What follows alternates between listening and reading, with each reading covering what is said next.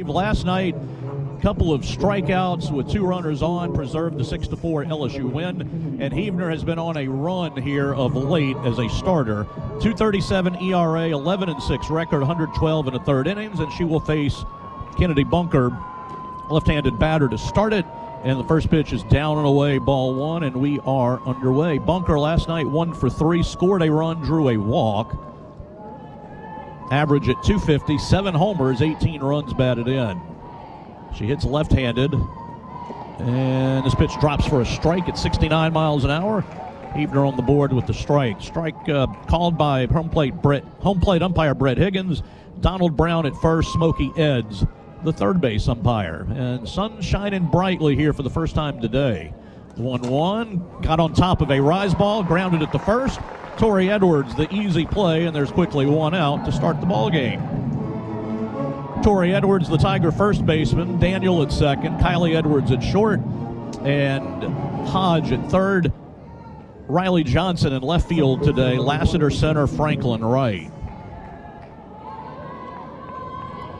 And Mackenzie Pickens was 0 for 4 last night, had an RBI ground out, and she gets the low strike call at 70 miles an hour, and it's 0-1. She is a righty. Pickens, 269 for the year. She's also got 7 homers, 34 runs batted in. Took a little something off that pitch inside corner and missed the inside corner. It's 1 ball and 1 strike.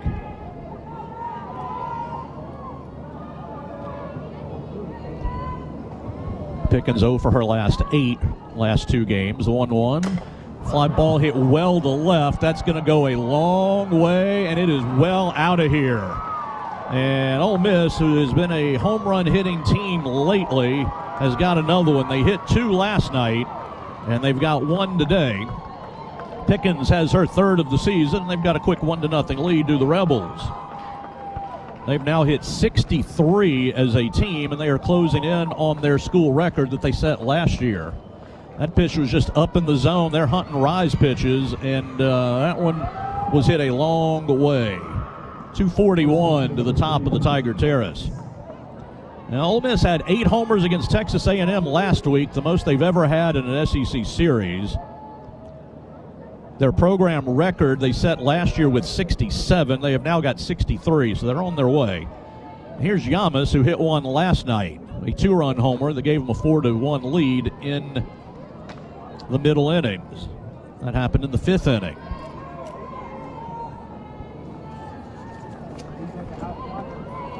Well, lefty versus lefty action here. And the 1-0, a little bit low and away, ball 2.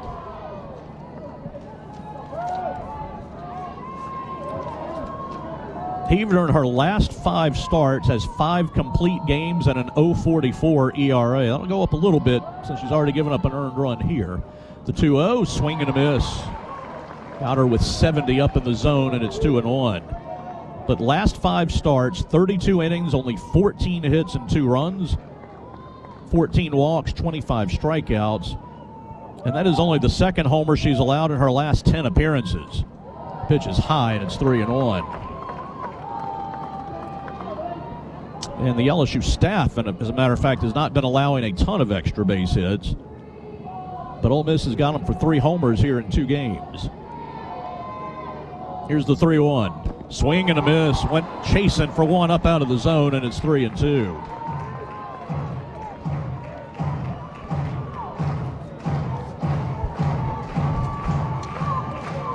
Yamas, 333 in league play. Had 2 homers against A&M last weekend.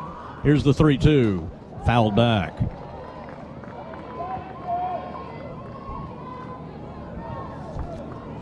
And George has a bunch. She's got 16, but they're pretty consistent. Bunker, the leadoff batter, has 7 homers. Pickens just hit her 8th. Yamas has got 8. And then after George, you got Reasoner with 9 and Roman with 7. So they are threats to hit the ball out of the park 1 through 6. The 3-2 again. Fouled back again. Now, an Ole Miss team that had not been hitting well in league play until last weekend Going into the Ole Miss series, their batting average in league play was 199, but they had 31 hits last weekend. 3-2 is ball four, just a little bit inside, and a one-out walk. And that'll bring up Maddie George. Homered on the first pitch she saw in the second inning yesterday. Now she's got 16 for the year. That is their freshman record, and she needs one to tie the single season record of 17. Fouled back by the lefty, and it's 0-1.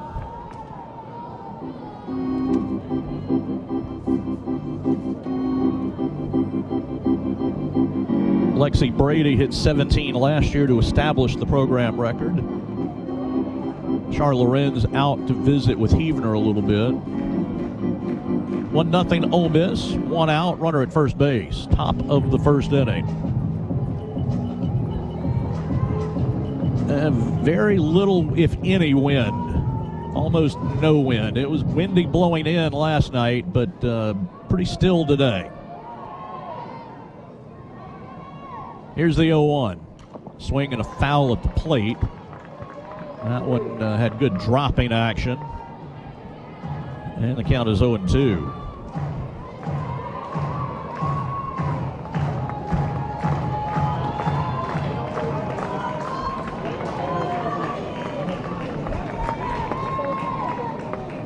And the 0-2 to the plate, pop up foul back.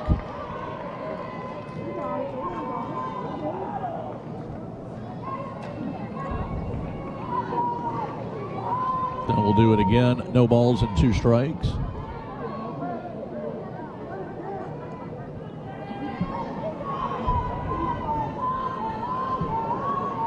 And the 0-2, ground ball towards second. Daniel up. She's got to go to first. It's in time. Runner goes to second, but there's 2 down. So George grounds out to Sierra Daniel, and that'll bring up the shortstop, Cassie Reesner.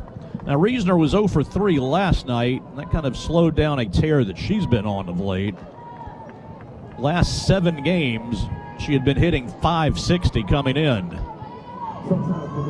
4 homers, 10 RBI, had 7 in a game against Memphis, but 0 for 3 yesterday. She'll bat from the right side. And Heavener will bring it. And strike one at the knees, 70 miles an hour.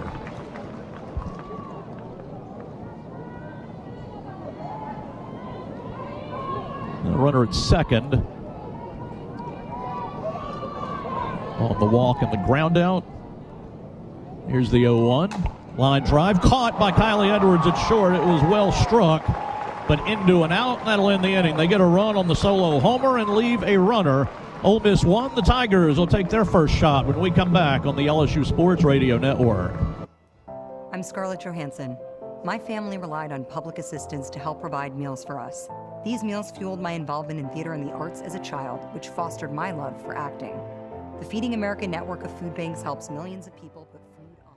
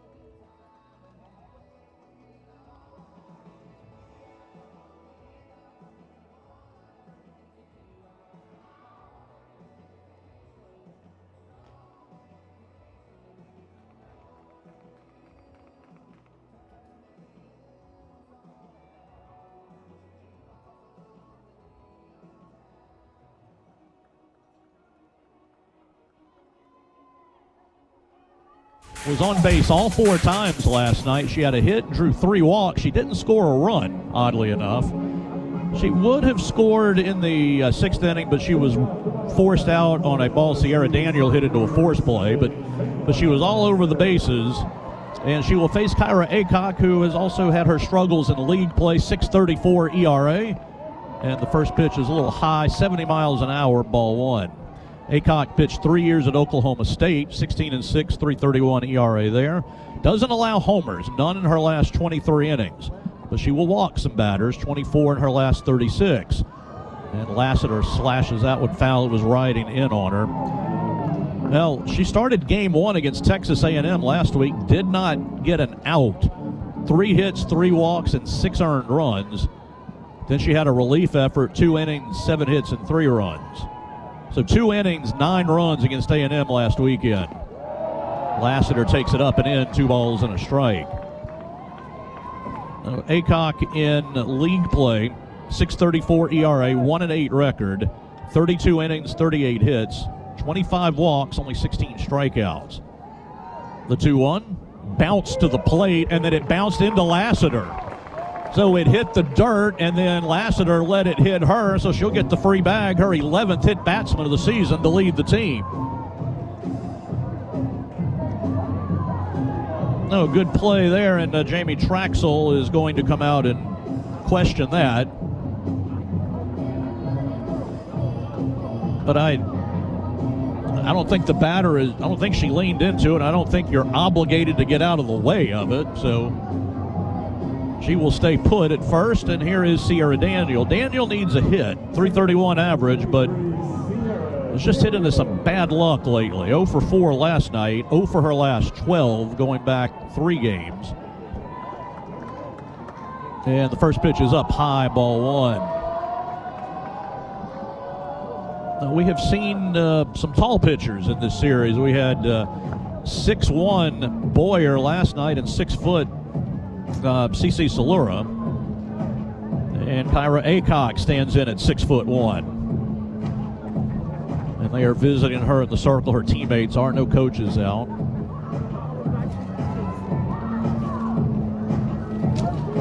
Hancock Whitney is the official bank of LSU Athletics. Learn more at HancockWhitney.com/LSU. Daniel will bat with a 1-0 count. Corners are in close, thinking maybe a bunt's coming.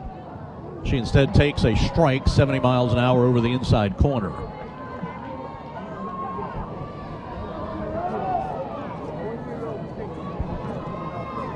And the count is 1-1 with the runner at first, and Ole Miss ahead 1-0 bottom of the first. Here's the 1-1. Strike 2 called, 70 over the outside corner, so a little inside outside. Then now Daniel behind 1-2. Kylie Edwards on deck. And the 1-2. Ran up on that one, took it low. That one, in fact, was in the dirt. It's 2-2. Daniel 0 for 4 last night, scored a run. The next 3 Tigers due up were a combined 5 for 9. Here's the 2-2. That's low in the dirt again, ball 3. Now Lassiter at first. Tigers tried to run on their catcher, Kennedy Bunker, last night. That didn't go very well. Bunker threw out 2 runners. So LSU might be careful on the bases in this game. 3-2 to Daniel. Tapped foul. Pitch kind of up in the zone, but she had to at least take a hack at it because it was pretty close. Only full count to Daniel.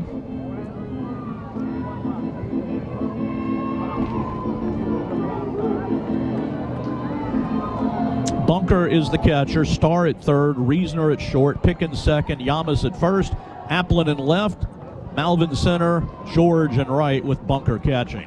And the 3-2 again is up and away, ball 4. So free passes all around, hit batsman and a walk. The Tigers have 2 on and none out. Kylie Edwards had 2 hits last night, a homer, and then she drove in the first run of the 5-run 6th inning. So she was in the middle of that. Kylie Edwards, 323 average. And she is LSU's best hitter in league play. with a 365 average. And the first pitch, up and away, ball one. Well, the Tigers drew a ton of walks last night, 11 from Emily Boyer. Had 19 base runners, and we're going to have a visit to the circle.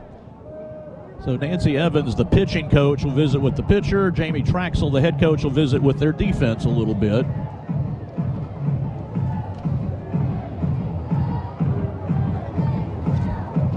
And with that, the LSU offense will conference a little bit as well.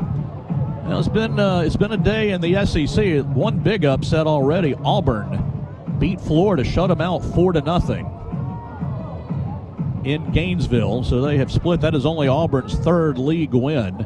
Alabama needed 3 in the bottom of the 7th to beat Kentucky 5-4. Kentucky was looking for their second SEC win. And Texas A&M for the second straight day beat Mississippi State 4-0. Today was the score. And Texas has rallied. They were down to Georgia 5-1. They're now up 6-5 in the top of the 7th inning. That's game 1 of that series.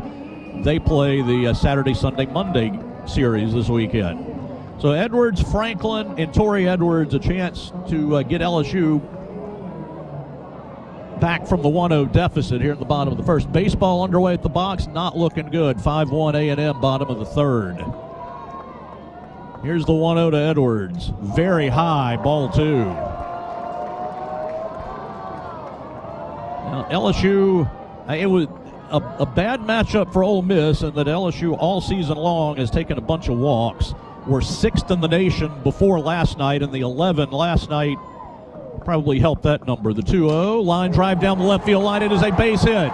Rounding third, headed home is Lassiter. Runners first and second. Edwards does it again, and it's 1-1.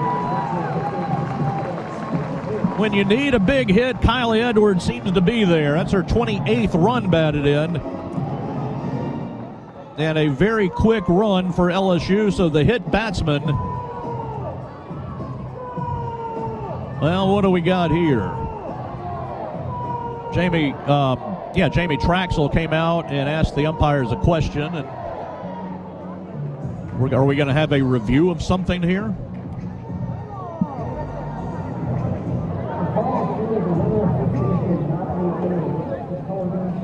All right, they think a runner left early somewhere.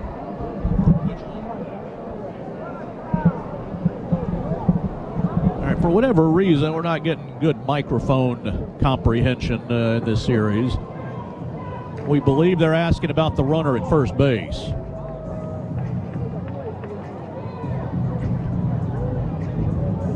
If it stands, it's LSU 1-1, tying the game. And, of course, this is an SEC game, so they're going to get word from Birmingham.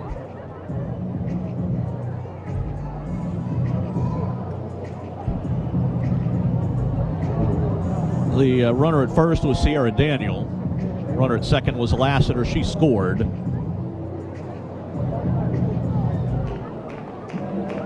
And on our monitor here, we still haven't seen a angle one way or the other. All right, here we go.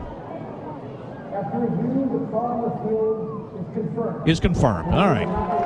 So Ole Miss blows an early challenge, and LSU gets the run, and they will continue to bat. And it'll be Alex Franklin, who was 1 for 3 last night. Franklin drew a walk. LSU had walks last night. Lassiter had 3. Kylie Edwards 1. Franklin 1. Tori Edwards 1. Lorenz had 3. Hutchins had 2. So Franklin got her first hit in her last 5 games. And LSU got a chance to go ahead. Strike 1 right there at the knees at 70. Franklin batting right-handed. 25 RBIs, 267 average. And decent in league play, 277. Still none out, runners first and second. Here's the 0-1. Pop-up foul back, and the count is now 0-2. Now, Aycock in 93 2/3 innings, only 48 strikeouts this year. The strikeouts not a big part of what she does. She's hoping for a ball in play somewhere, into an out. And here is the 0-2. Line drive foul. It'll go toward the back end of the LSU dugout. Stir them up down there. And then ricochet into the bullpen. 17 pitches for Aycock. She still has not recorded an out. Daniel at second. Kylie Edwards at first. Now Edwards now 3 for 4 in the series. Has been on 5 times, including a walk. Home plate umpire needs a new supply of softballs, so a momentary delay.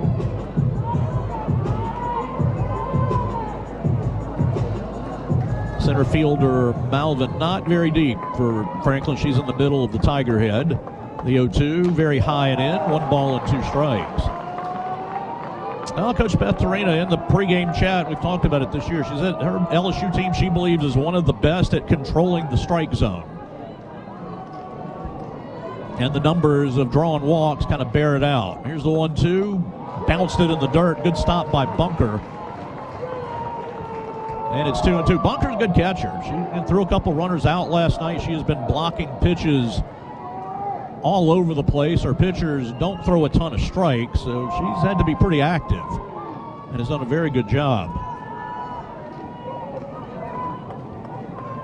Here's the 2-2. Franklin hits a fly ball down the right field line. Right fielder on the run is going to catch it in foul territory. Runner at second is going to tag and go to third. The throw skips away. It's going to be to the shortstop, who will not make a throw home. Daniel scores, and it's 2-1. So George, the lefty, caught it over toward foul territory. Her throw back to the bag at second skipped in, and it hit the glove of who I believe was, not sure who it was who made the cutoff attempt to catch. It was Reasoner, and the ball skipped. It one-hopped, and it kicked up in the air and rolled over to the shortstop position.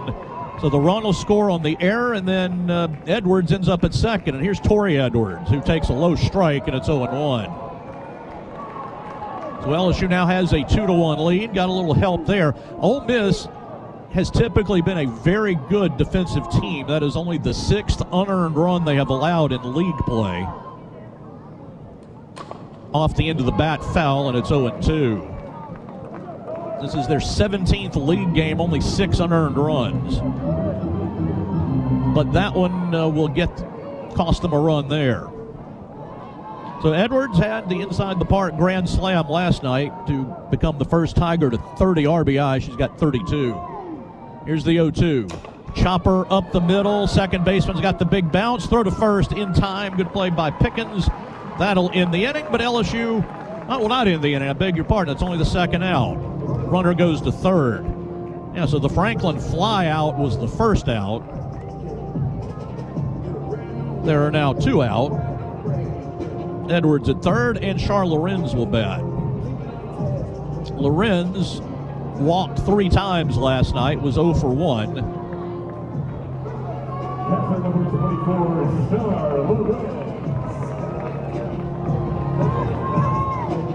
That error a while ago has to go to the right fielder, George, on the throw that was not handled. Righty bat, pitch to Lorenz, just missed the outside corner. Good call by the home plate umpire, Brett Higgins. We've got the bat tracker that gives us the appearance of where the ball was in the zone. That one was just off the plate. The 1-0, low and in, 2 balls and no strikes.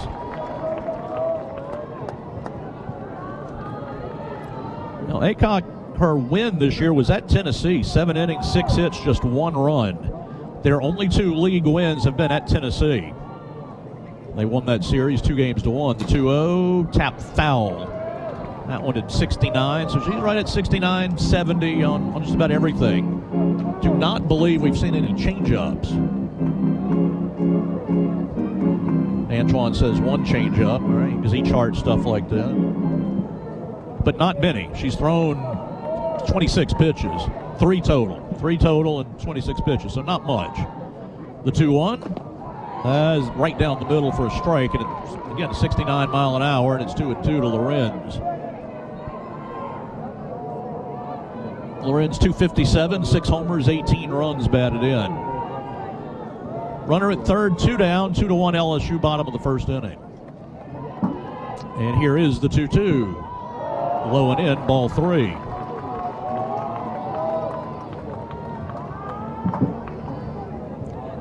Now, Lassiter, scoring the run earlier in this inning, has now scored in 12 of her last 14 games. 3-2 to Lorenz. Chopper to third on one bounce. Starr to first in time, and that'll end the inning. 2 runs for the Tigers to take the lead. A hit, an error, and a runner left. We go to the second. 2-1 LSU on the LSU Sports Radio Network. When you shop Albertsons online or in our app, you can count on us to have freshly picked, high-quality ingredients.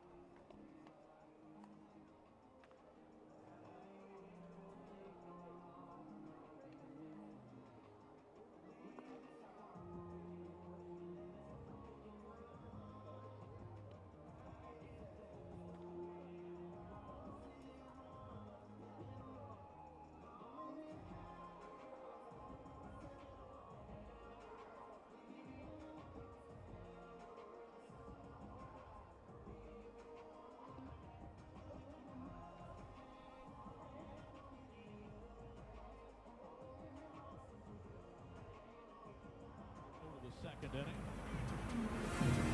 Huebner gave up the solo homer and then a walk, and but got out of it, allowing just the 1 run.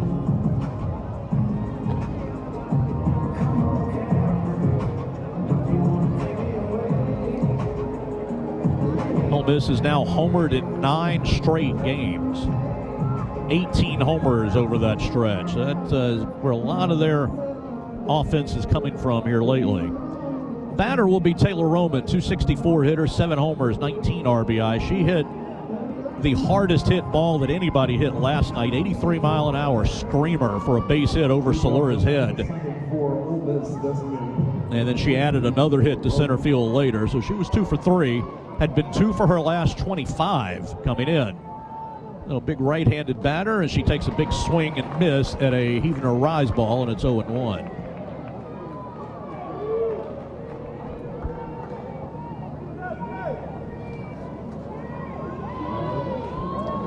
Roman was 0 for 3 with a couple of strikeouts against Texas A&M in their series last weekend.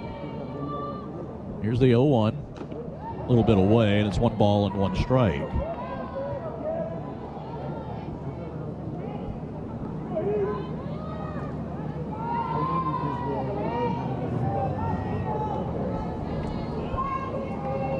And the 1-1. Above the belt a little bit. Maybe a hair outside, and it's 2-1. 69 miles an hour. So Huebner likes to throw the rise as a curve.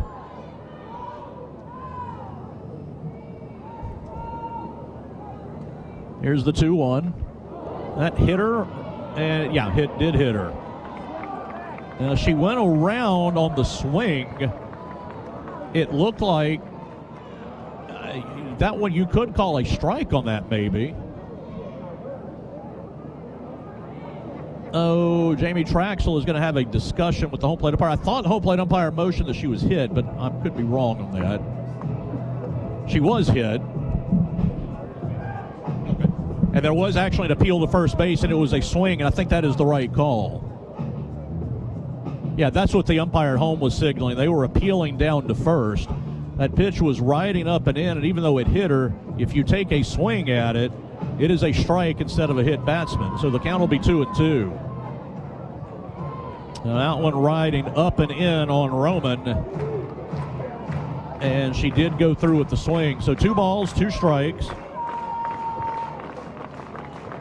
And the pitch. Popped it foul back. Again, went for a high pitch that might have been a little above the zone. Actually, it was in the zone. Yeah, it was at the top of the zone. Oh, it was above. Okay. With the glare I'm looking at, I can't see. But yeah, that was out of the zone. It was a couple inches above.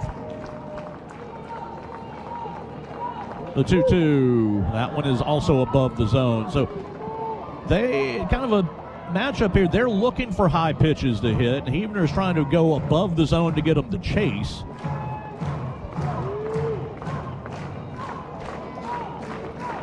And the count is 3-2. And that one is low, ball 4, and Roman will draw a walk. Huebner not as sharp as she has been here recently. A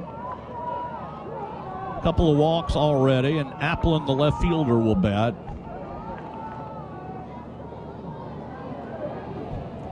Applin last night 1 for 3. 207 SEC hitter. Homered against Texas A&M last week. First pitch from Huebner is a pop-up, foul territory. Tori Edwards on the run. She's going to get, no, she dropped it. She was running downhill toward the dugout, had it, and then it popped out of her glove right before she got to the padded backstop. She made a catch like that last night. That one was not hit very high. She had to run really hard to get it and just couldn't quite hold on to it. Oh, the count is 0-1, though, on the foul ball. And that one a little above the zone, and it's 1-1. Now, the crowd grumbling a little bit, but those pitches that appeared to be above the belt. And that is not a strike. A right-handed bat. Here is the 1-1. That's a curveball strike, and it's 1-2.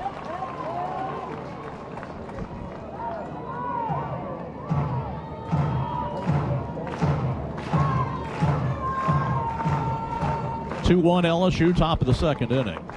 Here's the 1-2. Swing and a miss. Got her reaching a little bit on that. That is the first Huebner strikeout. 1 out in the second. And it'll bring up Ryan Starr, the third baseman, who was 0 for 2 last night. Then she was also pinch hit for. Starr's only got 5 hits all season, but 3 of them were against Texas A&M last week.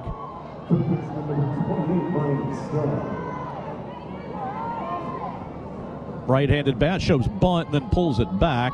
Outside, ball 1.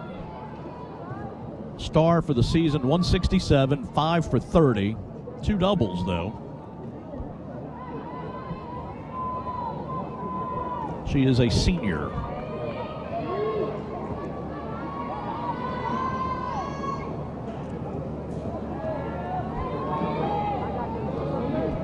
And here's the 1-0, showing bunt again, pulled the bat back again, took it inside, 2-0. That one up and in. Huebner behind to the 8-hole hitter. Runner at first is Roman, and showing bunt. That one is to the backstop.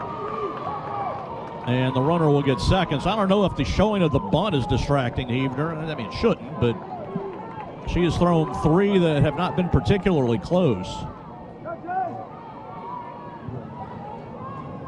And the count is 3-0. Already 1 walk and a wild pitch in the inning. 3-0. Again showed the bunt. Took a strike, and it's 3-1.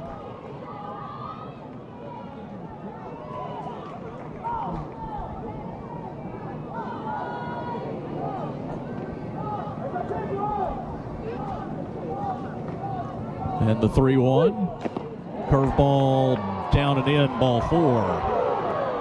Crowd didn't like it. Caught some of the zone. according to the bat tracker, but the ball is called.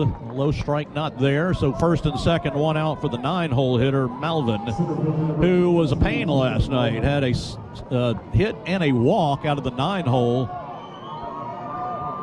Her walk led to their 3-run inning, and then she also got a hit in the 7th inning that made things interesting. Lefty slapper. She shows bunt, takes it up and away, ball 1. Now, Huebner having trouble with her location here. Not sharp as she normally is, or has been lately. And Beth Torina is going to visit the circle here for a little while, see if she can get Huebner on track.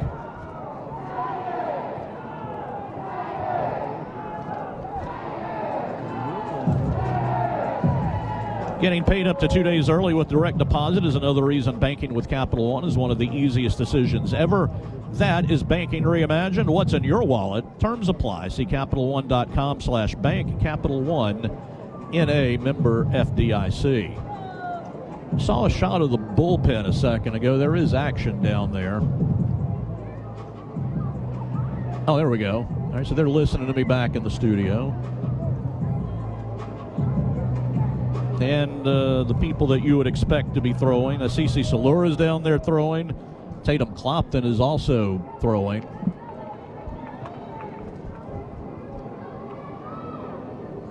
Salura, 4 1/3 innings last night, 5 hits, 4 runs. They got her for a couple of homers. All right, so Malvin with a 1-0 count. Coach gave Huebner a little reset here, see if she can throw some strikes. 2-1 LSU, top of the second, but 2 on for Ole Miss. And the 1-0. That's high and away, and it's 2-0.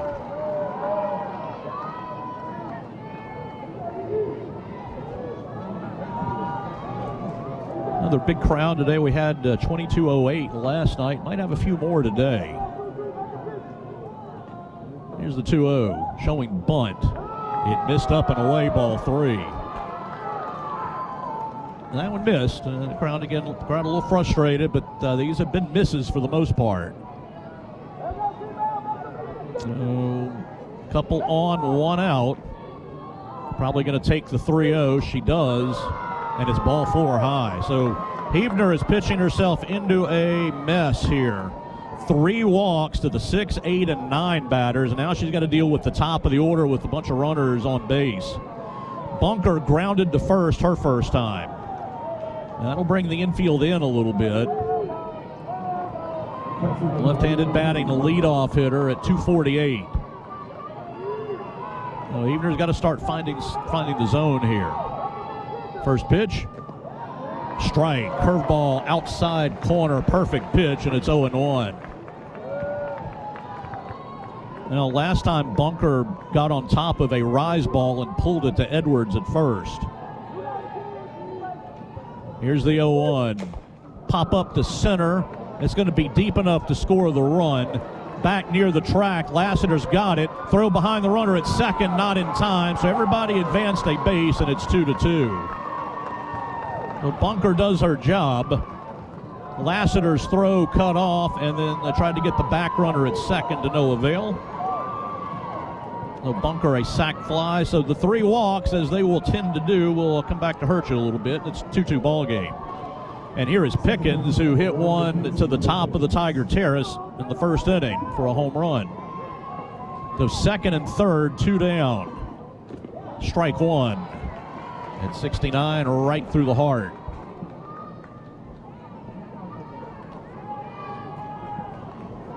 Well, they have scored a run without a hit, the Rebels have.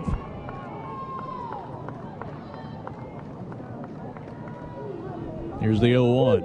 It's very high, and it's 1 ball and 1 strike. Well, Huebner came in last night and just mowed down the 2 batters on strikeouts. And has been outstanding of late, but the control a little problem today so far. The 1-1 is a fly ball to the left. That's hit well again. Back, and it's going to be off the fence. That will score 2 runs, and it's going to be 4-2 Ole Miss. Johnson got back there, almost had a chance at it, but it will be a 2-run double for Pickens, and she has hurt Heavner here. A home run and a 2-run double. And all 3 walks have come home to roost, as they will tend to do. Johnson was drifting back, and she almost got it. Reached up, and it was over her head off the fence. And here is Yamas, who walked her first time.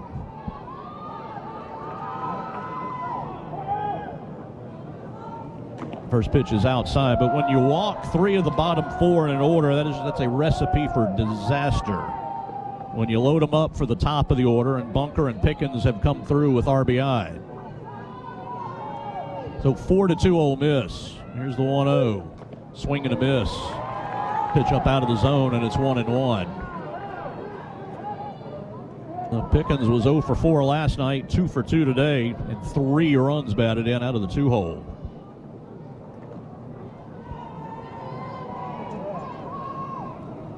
One in the dirt. Good stop by Lorenz, and it's 2-1. That was only the Rebels' second hit, and Pickens has both of them.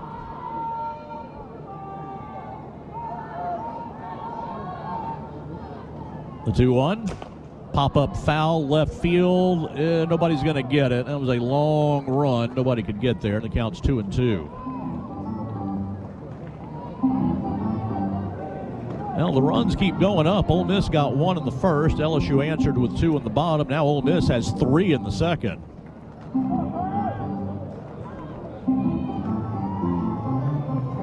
And they're still going.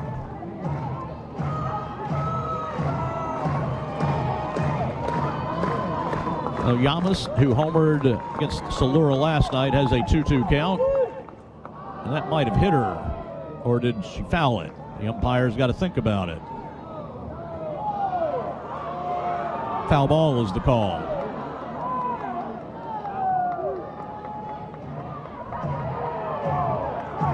So the count will remain 2 balls and 2 strikes. That one up and into the lefty, but she got a piece of it with the bat.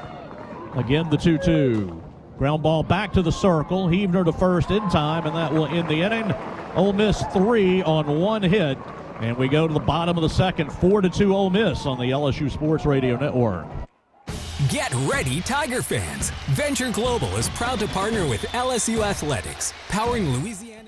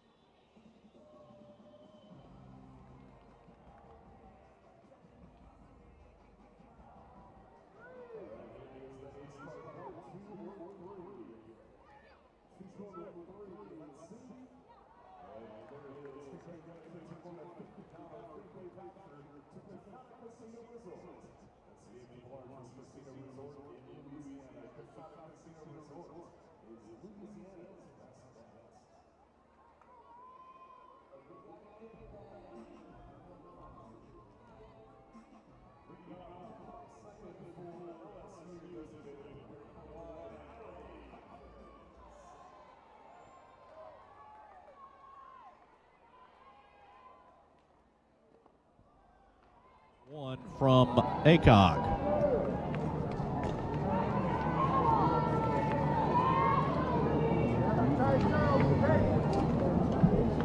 Needed 29 pitches in the first inning, gave up a couple runs. One of them was unearned. Here's the 1-0. That drops low, and it's ball 2. Well, Riley Johnson in the lineup as the left fielder will bat next.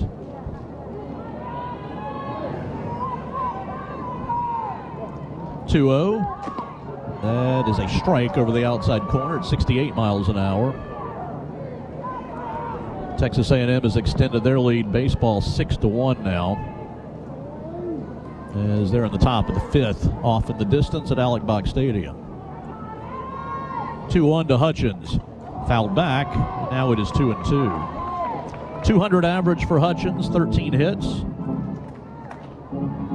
Started the season as an everyday player, but her struggles got her out of the lineup. But now, with Macy Bergeron still out, there has been a spot for her, and she's been taking advantage so far. Here's the 2-2. Pop up down the right field line, right fielder on, and it is a fair ball as she can't get it on the dive, and Hutchins will go to second. No, a pop fly down the right field line. That has not been a good area for Ole Miss here in this series. And George gave it a good run and a sliding attempt, and the ball dropped on the grass right around her in fair territory. And Hutchins running hard all the way. George dove and just missed it. Fortunately for her, her body kind of knocked the ball and stopped it, or they might have had the deal like they did last night where it would have rolled behind her. So Hutchins just continues to find her way on base, and Riley Johnson takes strike 1 over the outside corner. Johnson, 194 hitter, 6 for 31 on the season. Did not play last night. LSU down 4-2, but the runner at second to start the inning. Pitch up and away, and it's 1 ball and 1 strike.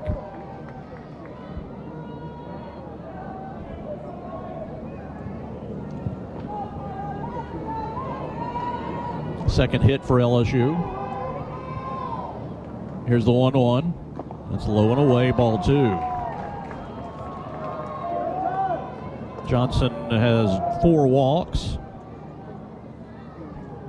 in 37 plate appearances, so he usually is up there to put it in play, but has the 2-1 edge here. And the 2-1. Chopper to the third base side. Third baseman has it, stumbles, throws the first in time. And the runner has to stay at second. Good play by Starr as she went down to get it, fielded it, kind of ended up on her knees, but the ball was hit hard enough she still had time to get up and throw. And unfortunately for LSU, the runner Hutchins had to stay at second base.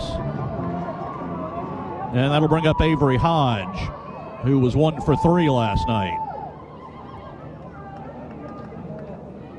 And strike 1 is called over the outside corner.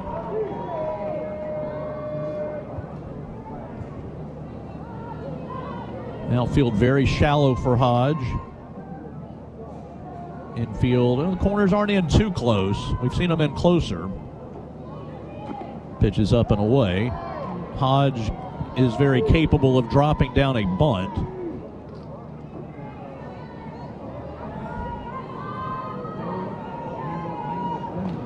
So 4-2 Ole Miss, bottom of the second. 1-1 to the lefty. Check swing, but it hit the bat, and it's a foul. It's 1-2. And Jayla Lassiter is on deck.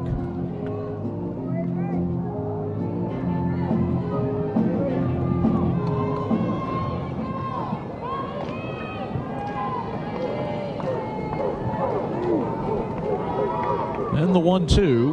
Tapper to third. It is a fair ball. Throw to first in time. Runner still can't go anywhere. And there's 2 down. Runner still at second base, and Lassiter will bat. Lassiter hit by a pitch, and she scored in the first inning.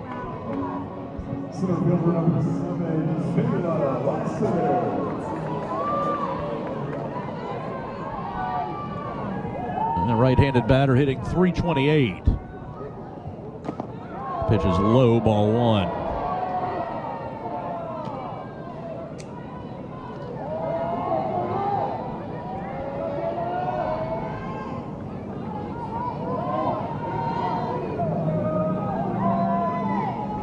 the 1-0. Ground ball headed to short. And she went right through her glove into center field, and the run's going to score. Now, Reasoner reached down and went under her glove. We'll see how they score it, but Hutchins does score, and it's a 4-3 ball game. It was hit to the left of the second base bag. We'll get a look at it on the replay. I think the runner, Hutchins, kind of jumped over the ball, and I think that distracted Reasoner. Waiting for the score, but it's 4-3, and Sierra Daniel will take it high, ball one. Yeah, so Hutchins was the runner at second, and the ball was hit to the left of second base, so Hutchins was just into her move, and I think that bothered Reasoner a little bit. A strike is called, and it's 1-1. They will rule an error. So the second unearned run of the game. Again, Ole Miss, that's not what they've been doing. They've played very good defense, but 2 unearned runs today, but LSU's down a run 4-3. Here's the 1-1 to Daniel. She takes it high. And it is 2-1 with Kylie Edwards on deck. I'd like to see Daniels get on, let Edwards take a shot because she has been an RBI machine here lately. The 2-1 caught the outside corner, and it's 2-2. And that's a tough pitch to a left-handed batter. Very good one there by Aycock. Daniel walked and scored on an error her first time. The 2-2. Fly ball to center. Center fielder drifts back. It is going to be there just short of the track. Another hard hit ball by Daniel into an out. But LSU gets a run on a hit and an error and a runner left. There have been no clean innings. Everybody has scored in each.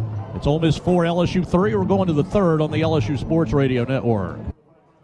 From corner stores to crawfish boils, the Louisiana Lottery's been making winners and memories for 35 years. To celebrate our 35th anniversary, we're introducing a host of new anniversary scratch-offs. Louisiana Treasures. Say it, Louisiana. Taste of L.A. Play-O. And it's a Louisiana thing. 5 games, 5 ways to win big. Louisiana Lottery. Celebrating 35 years of reasons to smile. Must be at least 21 to purchase.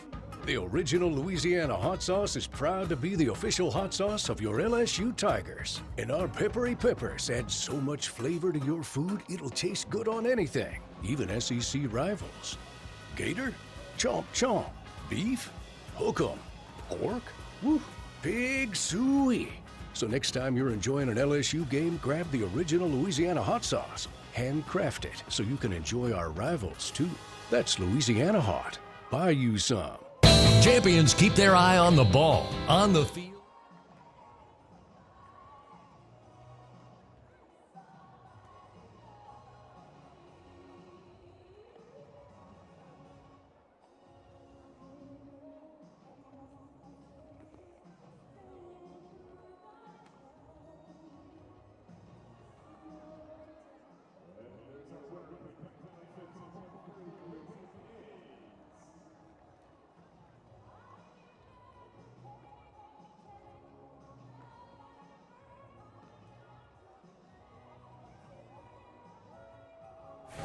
Going to the third inning, 4-3, Ole Miss has the lead.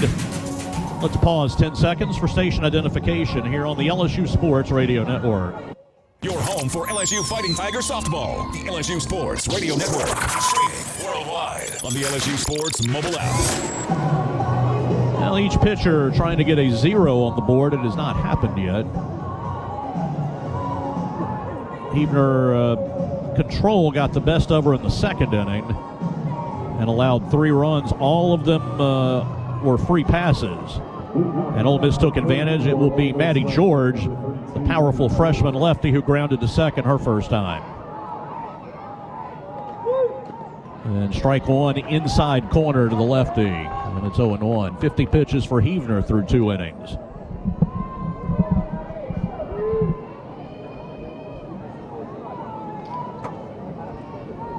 The 0-1. Tried to go back in there, but missed low, and it's 1 ball and 1 strike. Well, no wind, and flags are still on a warm, muggy afternoon. 1-1. Again, tried to go back inside and missed. It's 2 balls and a strike. Well, George Power, but she hit one to the left of center field for her home run last night. And not much doubt about it, into the wind, no less. Here's a 2-1. Low and in, ball 3. And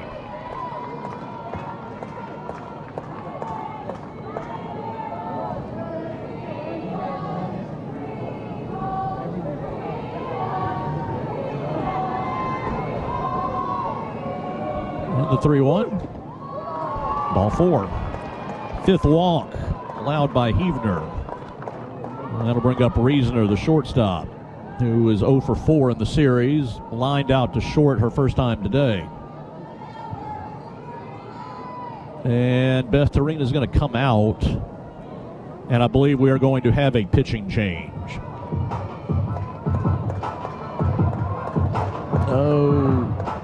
90-second pitching change timeout. 4-3 Ole Miss here on the LSU Sports Radio Network.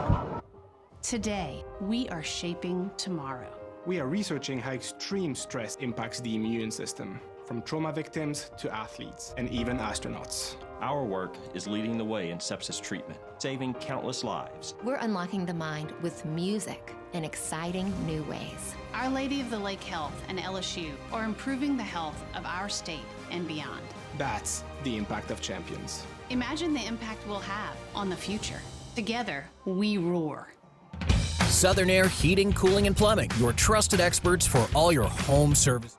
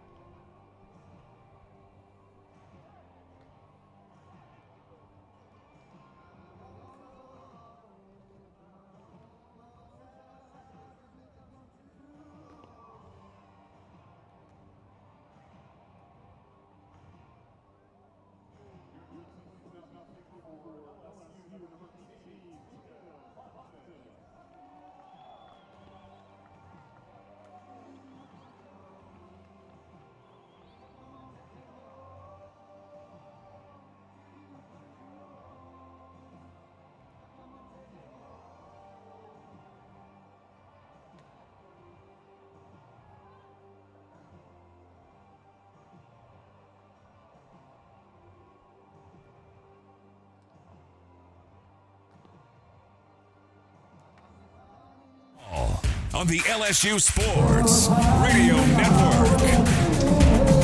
Just kind of one of those days for Heavner. Just could not get the ball over the plate. 2 innings, 2 hits, 4 runs, 5 walks, a strikeout to her name, and she will give way to Tatum Clopton, who hasn't pitched a ton lately. She did get the start against Central Arkansas back on April 7th, so 11 days ago. 4 1/3 innings, 3 hits, and a run, 2 walks, 7 strikeouts. Her last SEC outing was March 20th at South Carolina, 2 innings, 6 hits, and 3 runs. And she will face the right-handed hitting Reasoner with the runner at first and none out in the 3rd. And she goes for the first pitch and pops it up foul, out of play.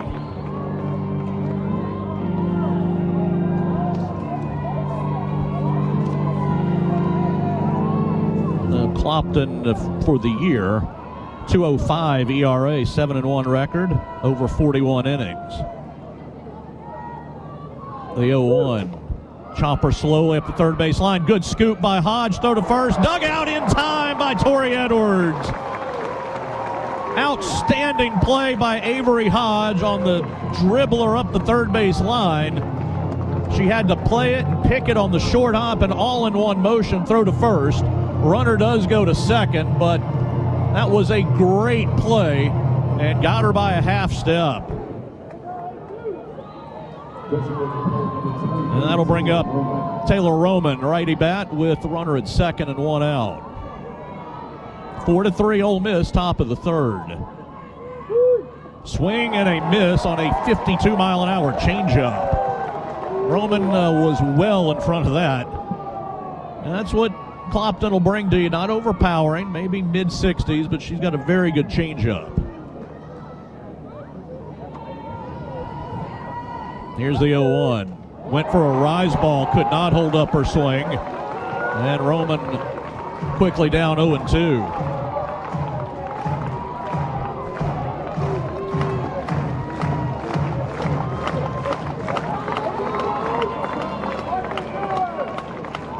And the 0-2. Strike 3 called. Inside corner on a rise ball. So Clopton makes very quick work of Roman, and there's 2 down. And that'll bring up the left fielder Applin, who struck out against Heavner. Right-handed bat. 236 average. And a runner at second now, 2 down. And the first pitch, up and in, ball 1. Clopton usually pretty good control, just 14 walks in 41 innings. And a 216 average against.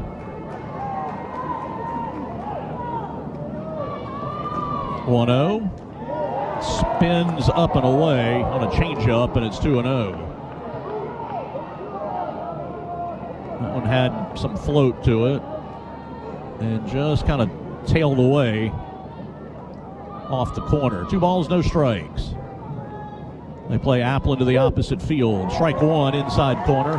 And she will sit right at 65 on that rise. 2 balls and a strike. Runner second, 2 outs in the inning. And the 2-1. Went for a rise pitch and pops it up into left. Kylie Edwards going to go back and catch it in shallow left. And Clopton comes in and gets LSU through the inning. No runs or hits, 1 left. And Kylie Edwards will lead off. LSU trailing just a run, 4-3, going to the bottom of the 3rd on the LSU Sports Radio Network. I'm Chris Jakovic. I served in the United States Air Force, and I deployed 3 times.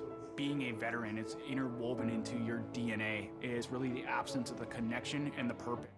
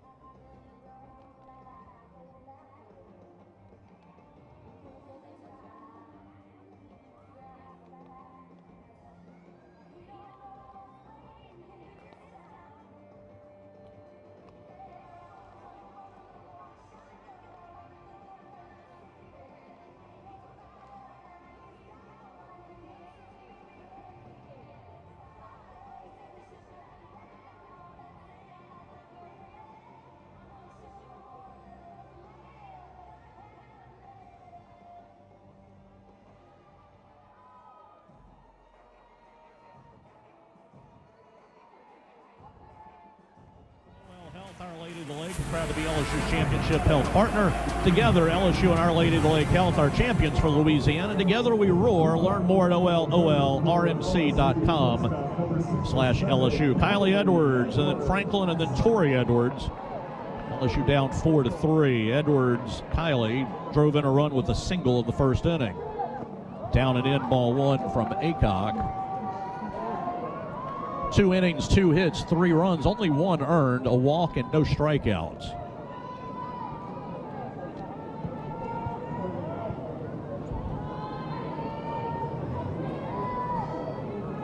There's the 1-0. Down in the dirt, ball 2. Aycock has better control than Boyer, who we saw last night, but not by a ton. Just look at the overall numbers.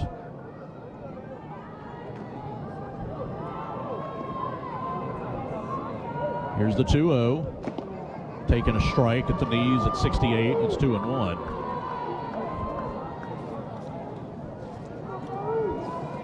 In SEC play, Aycock 25 walks in 32 innings. Boyer's now got 54 in 45 innings. After last night, the 2-1 is up and away, ball 3.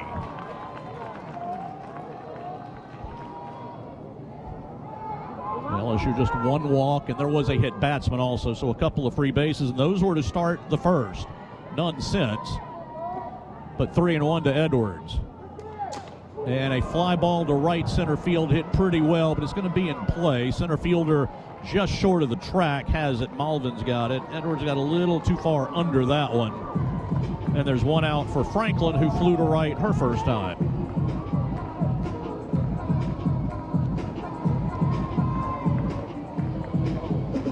Edwards swinging on a 3-1 and hit one deep, but a little bit too high.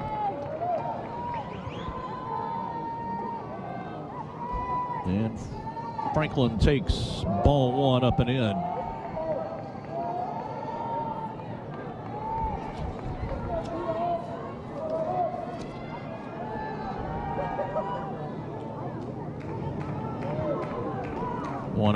Up and away, ball 2.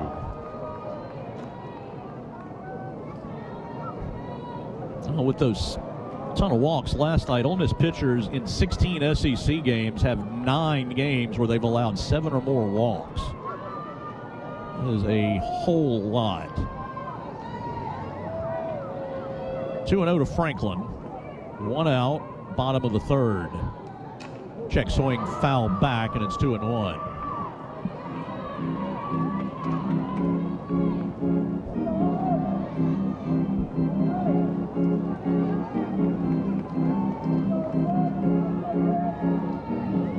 Four to 3 Ole Miss. 2-1. Line drive to the gap in left field. That was scorched, and it's going all the way to the fence. And Franklin will stop at second with a hard hit double, 75 miles an hour off the bat. And she punished that ball. It went over the shortstop, but you knew it was going to hit and roll, and it did. LSU's second double of the game. And Tori Edwards will bat with a chance to drive in maybe the tying run. She grounded to second her first time.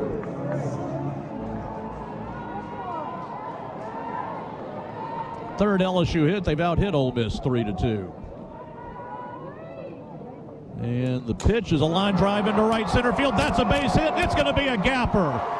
Scoring easily is Franklin. Edwards will pull into second with another double, and we're tied at 4.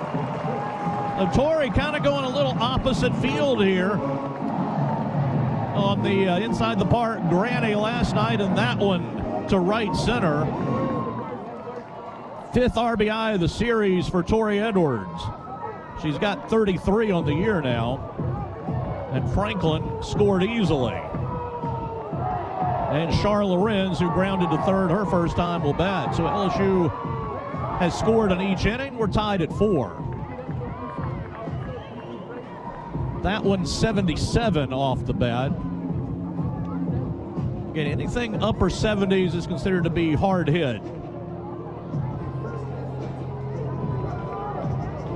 And we've had a couple of those back-to-back. And here is Lorenz now with a chance to give LSU the lead. Just one out in the inning. And strike 1 inside corner, 61 miles an hour, the rare changeup. The double by Franklin, her 5th. The double by Tori Edwards, her 5th of the season. And the 0-1. Went back to the same pitch and got a strike again. It's 0-2. Now Lorenz will back out of the box, pondering where those pitches are coming from, because Aycock has not thrown those very much in this game. Again, here is the 0-2, and it's in the dirt, 1-2. And Allie Hutchins on deck. 4-4, bottom of the 3rd.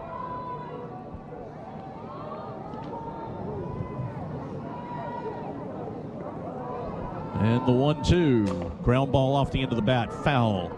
Taylor Pleasance will field it. barehanded out of the first base coach's box. She still got it. In fact, explaining to the dugout, that's how I used to do it. Still got it. 1-2 to Lorenz. Here's the pitch. Chopper to third. One bounce, throw to first in time, and there's 2 away. So Lorenz, for the second time, is grounded to third. And that will bring up Allie Hutchins, who has just been difficult to get out. She punched a double down the right field line her first time. She has been on base now 4 out of 4 times in the series. And she takes it a little bit low, ball 1.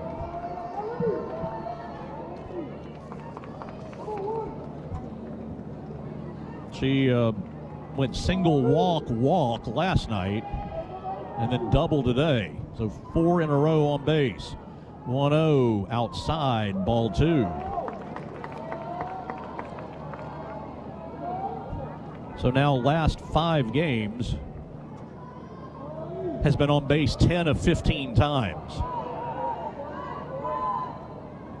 The 2-0. Ground ball slowly to the left side. Third baseman scoops, sets, throws. Not in time. No, he called the out, but there LSU's going to review that. I thought she was safe in real time. And Beth Dorina quickly out of the dugout to challenge. It was a slow roller Starr, who has been very good at third base, had to cut in front of the shortstop and made the throw. And we're going to look at it. Made a good pickup. Had to take a few steps, set herself, and I think she's safe. They didn't slow it down enough, but I think she's safe. We'll see.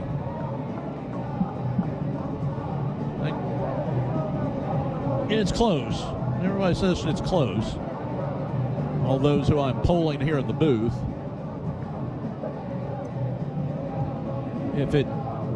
If she stays, it'll be runners first and third. Now we're going to get the slowdown. Well, we get the wrong angle here. It's hard. I mean, the angle they just showed with the first base camera was hard to tell. It was close. A little closer than I thought it was. And the call was out. 4-4, bottom of the third. We're going to see if the inning continues or if it's over.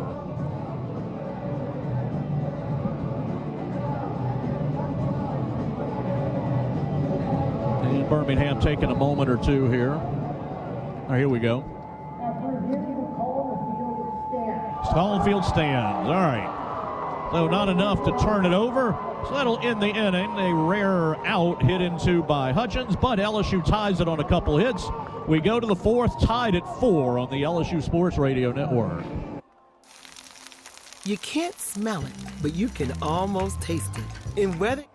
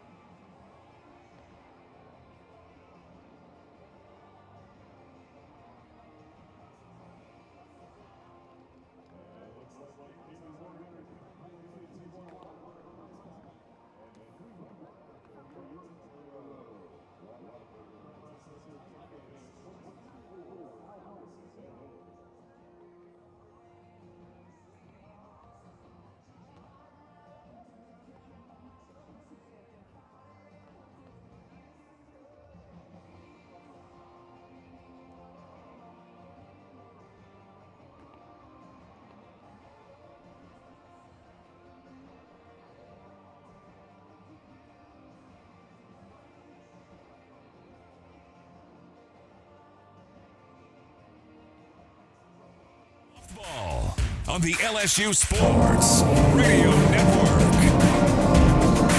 We go to the fourth inning, tied at 4. Tatum Clopton out for her second inning of relief, her first inning that she will start clean. She inherited a runner at first, none out in the third, got a grounder, a strikeout, and a pop-up. And she'll face 8-9-1, Starr, Malvin, and then up to the top and Bunker for the Rebels, who chased Jaden Heavner. 5 walks led to her downfall. Jaden's been so good lately. It was just a very out of character to see her not sharp as she has been. But it happens. And so Clopton's job is to kind of keep it there. It's a tie game going to the fourth. Starr walked and scored in the second inning. Shows bunt. Takes it inside, ball 1. She's the one that kept showing bunt in the first inning. Or in the second inning when she batted. Heavner never threw a lot of strikes. She took a walk.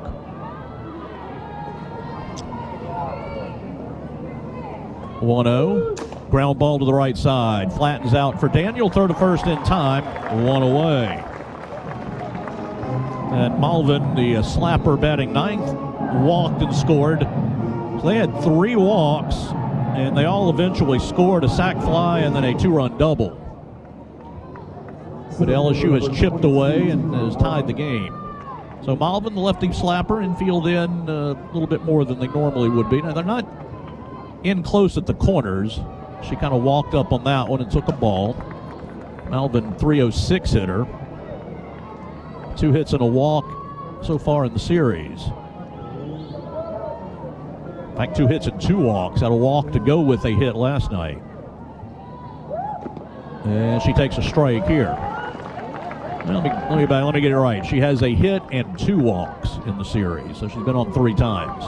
Walk last night, walk tonight. And has scored 2 runs. 1-1. Flare out into shallow left field over Riley Johnson to get it. And there's 2 outs. She ran over toward the left center field gap, then had to kind of reach up at the end. But she made the play, and we'll go to the top of the order for Kennedy Bunker. Ground out and a sac fly for the lefty. Oh, good outing so far for Clopton. 5 up, 5 down. And the pitch, low and in, ball 1 to the left-hander.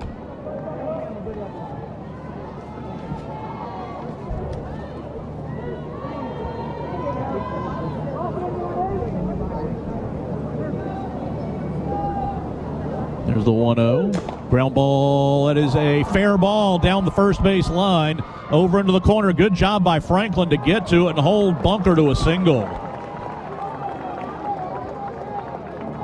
That ball was hit hard and it went right over the first base bag down the line.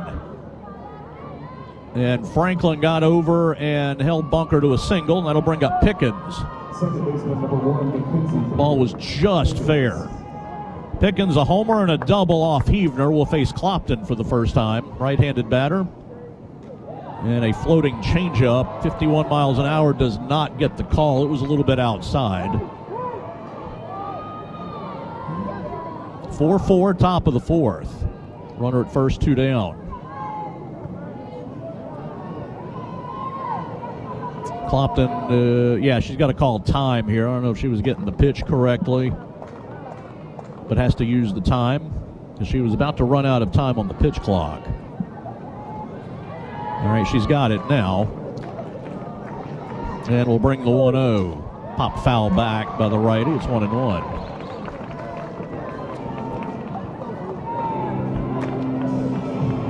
Now Pickens last night was 0 for 4. And in SEC play, it was just a .213 hitter, but she has been big today. Runner at first, 2 down. Here's the 1-1. A little bit low, and it's 2-1. You got dangerous people coming, Yamas and George. And Pickens has been dangerous herself, so 2 away, runner at first, the 2-1, change up, that did not catch the corner. Just a little bit outside, and it's 3-1. Well, again, looking, the bat tracker has that pitch outside. Crowd wants it, but it looks like it is a little bit away. 3-1. That's a strike right down the middle, and it's 3-2.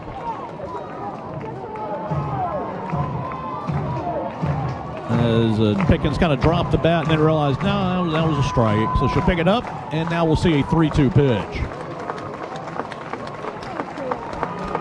And Clopton will bring it. That's up and away, ball 4. So some 2-out trouble here, and Yamas will be the batter. Walk and a grounder back to the circle for Yamas. So after 2 away, the top of the order has gotten something started. Yamas homered last night. Their leading hitter average-wise at .388 and a lefty bat. Some danger, and it's in the dirt, ball 1. Good stop by Lorenz, the catcher.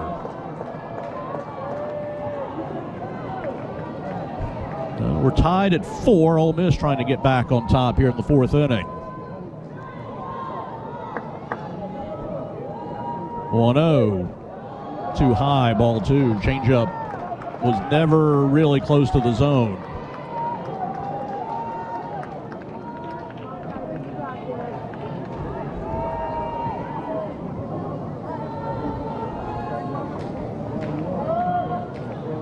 The 2-0. Pop up. Shallow right field. Daniel back. She's going to catch it, and that'll end the inning.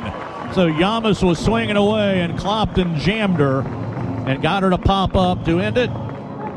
No runs, a hit, and a couple left. We go to the bottom of the 4th. LSU will send Johnson, Hodge, and Lassiter trying to take the lead. 4-4 here on the LSU Sports Radio Network.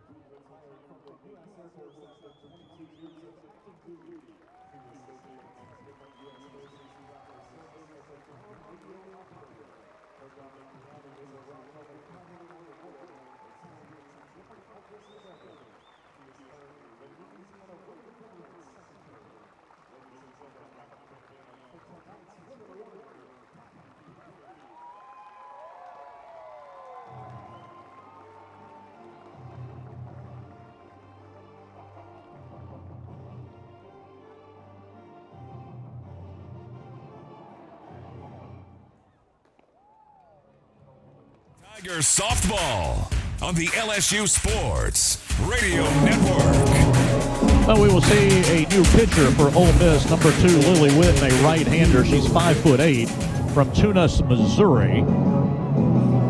And she will enter the game for Aycock. Now, Aycock ends up going 3 innings, 4 hits, 4 runs, a couple earned, only 1 walk, and did not strike out anybody, hit a batter. Witten has only pitched in relief in SEC play. .686 ERA in 8 appearances, 16 1/3 innings, 25 hits, 16 earned runs, 13 walks, only 9 strikeouts. And Riley Johnson, the left-hander, will take strike 1 at 66 over the outer edge. Witten pitched twice against Texas A&M last weekend. Here's the 0-1. Change-up, swing and a miss. 52 miles an hour. Riley almost drilled herself into the ground trying to hit that one. Took a big cut, and it just never quite got there. A good pitch, and it's 0-2. She grounded out to third her first time. 0-2, up and away. Now Boyer, I'm rather Witten relieved Aycock last week, the game where Aycock started, didn't get an out. So Witten, through 7 innings of relief, gave up 7 hits and 4 runs and 7 walks. The 1-2 up high, and it's 2-2. And allowed a home run. So 7 innings of relief. Then she pitched an inning in game 3 and gave up a walk and no runs. 2-2 to Johnson. And a low strike 3 called. Just got a tiny bit of the bottom of the zone, and there's 1 out. 68-mile-an-hour drop ball, and Johnson is the first strikeout victim of the game. Avery Hodge, who grounded to third her first time, will bat. Witten is a transfer from Missouri. 9th relief appearance in SEC play. And Hodge will take it low, ball 1. 4-4, bottom of the 4th inning. As LSU has scored in each of the 3 innings, a 2, a 1, and a 1. There's the 1-0, change up. Strike called outside corner. And it's 1-1.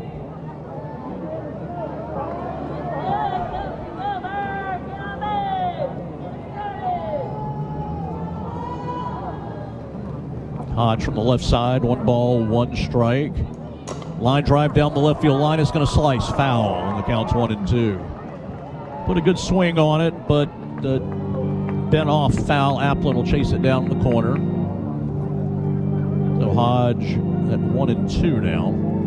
Other SEC scores, Auburn the big upset over Florida today, 4-0. Florida now 15-5, Auburn 3-14 in the league. Their first win over somebody not named Kentucky. The 1-2 is up high. It's 2-2. Missouri leads South Carolina 4-0, bottom of the 4th. South Carolina won yesterday. Texas A&M beat Mississippi State 4-0. A&M has won the first 2 games of that series. 2-2 count to Hodge with Lassiter waiting on deck. Down and in, ball 3. Alabama needed 3 in the 7th to survive over Kentucky 5-4. Bama now 14-3. Kentucky 1-19. And Texas beats Georgia 7-5 in the first game of that series. 3-2 to Hodge. Up high, ball 4. So a walk to the 9-hole hitter. Lassiter will bat. She was hit by a pitch and then reached on the error back in the 2nd. And that ball that she hit got a run home. So LSU's 2nd walk of the game. Baseball down 7-2, middle of the 6th inning, out at the box. First pitch to Lassiter, it's low, ball 1. Now Hodge with good speed, but again, Bunker has thrown 2 runners out. Did that last night. Lassiter on a caught stealing, and then she threw Kylie Edwards out when Edwards was trying to advance on a ball in the dirt. 1-0. Lassiter lines it down the left field line, base hit. Left fielder trying to cut it off. She does, but Hodge is headed to third, and Lassiter will get to second with the double. Lassiter jumped all over a hanging changeup and pulled it fair down the line for a double. And Sierra Daniel will bat with a chance to give LSU the lead. Lassiter's 8th double of the season. And Applin did a good job. If she doesn't get to that and it gets to the fence, Hodge will score. Bryce Neal is going to call an offensive timeout here. So LSU's got options here. You've got speed at third and Hodge, and you've got a great bat handler in Sierra Daniel. If LSU were going to pull off some sort of bunt play, or we have seen them do a run and hit with that runner at third taking off and Hodge in the batter's box. And then Hodge put the ball in play and the runner scored. So if you're going to try something like that, like a bunt or a run and hit, this is a good combo because there is speed and good bat handlers everywhere. So LSU's going to have a discussion about it and figure out what they want to do. But the Tigers have a chance to regain the lead. LSU Athletics thanks its corporate partners: Cox, McDonald's, FMOL Health, Our Lady of the Lake, Albertsons, Louisiana Blue, Coca-Cola, and Hancock Whitney. And Cox is proud to be the presenting sponsor for LSU women's athletics. So Hodge at third, Lassiter at second. In one of the recent series, you had a runner at third, and the runner came home, and it wasn't a suicide, but it was a swing. And Hodge swung at it, hit it back to the circle, but with the runner in motion, she scored. Now the corners are in close, as are the middle infielders. And Daniel swings and misses. A 69-mile-an-hour drop, the hardest pitch Witten has thrown. It's 0-1. Now Daniel flew to center fielder last time. That would work as well. 4-4, bottom of the fourth. LSU runners at second and third. The 0-1, changeup, swing and a miss. Actually, that was not. That was a rise at 65. But it was up out of the zone. Daniel has left the zone there, and now it is 0-2.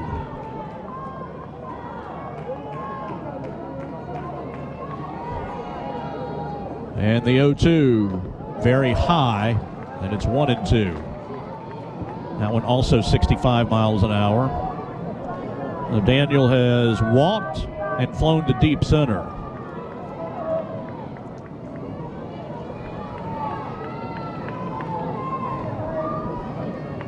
Here's the 1-2. Line drive, caught by a leaping second baseman, and Daniel is snake bit again. My goodness, Pickens got up to get that one. Daniel drilled one at the pitcher in this situation last night, but she ripped that ball right to the second baseman. So the runners have to stay put, and Daniel is just in a bad run here of unfortunate stuff. So Kylie Edwards will try to get the runners in. RBI single and a fly ball to right, but it will take a base hit this time. First pitch is low, ball one. Alex Franklin is on deck. So now 2 down.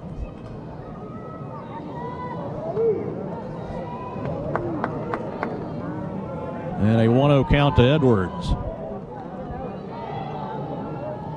Here's the pitch. Missed a little bit away, and it's ball 2. And that one was off the plate. Well, it's been a good outside corner to the righties from the home plate umpire in the contest. Brett Higgins. Edwards, I think, has a green light on a 2-0 if she likes it. And she does, and swings and misses. 69 over the outer edge. It's 2-1. Took a good cut at it.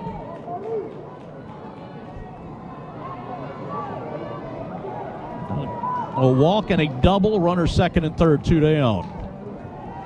Can Edwards come through again? She has a bunch lately. The 2-1 missed away, and it's 3-1. And the same deal as 2-0. If she likes it, she's got a chance to swing at one. It's 326 average, 9 homers.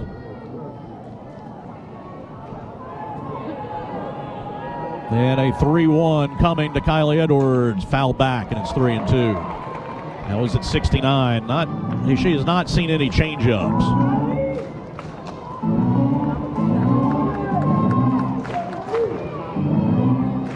Edwards kind of walking around outside the box. A big pitch in the game. Bottom of the fourth inning. Tied at 4, but Tigers with some runners out there. 3-2, change up, line drive, base hit, left field. It's going to score one. The back runner will score as well as Lassiter slides in, and it is 6-4 LSU. The first changeup she saw of the at-bat, she drilled to left field. And Kylie Edwards just continues to come through for LSU. 3 RBI tonight. That was a mistake pitch right there, no doubt about it. So LSU has greeted the reliever rudely. Franklin doubled her last time. Well, Kylie Edwards 4 for 6 in the series. Ball is low and has 5 runs batted in. And LSU's got their biggest lead of the game. They've scored in every inning at 6-4, and they have 6 hits. And would like to continue to add. Franklin 1 for 2. The 1-0. That's a strike. 69 outer edge, and it's 1-1.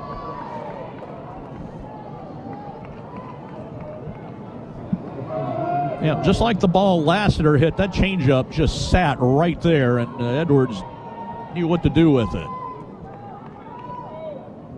1-1. Low strike, and it's 1-2. That one, looking at the track man, caught the bottom corner, like the bottom tip of the bottom corner. And if you're a pitcher and you can throw it there every time, you'll take it. Hard to repeat that, though. So Franklin down 1-2.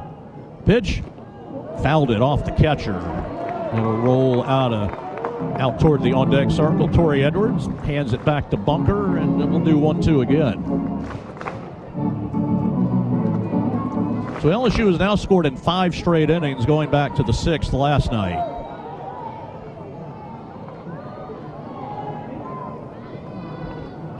And the 1-2 to Franklin, up and in, 2 balls, 2 strikes. Franklin's now got a couple hits in the series after going 4 games without a hit.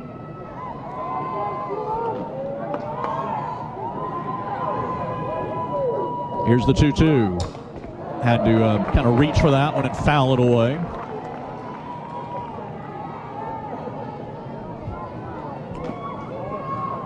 Now 6-4 Tigers. A runner at first and 2 down.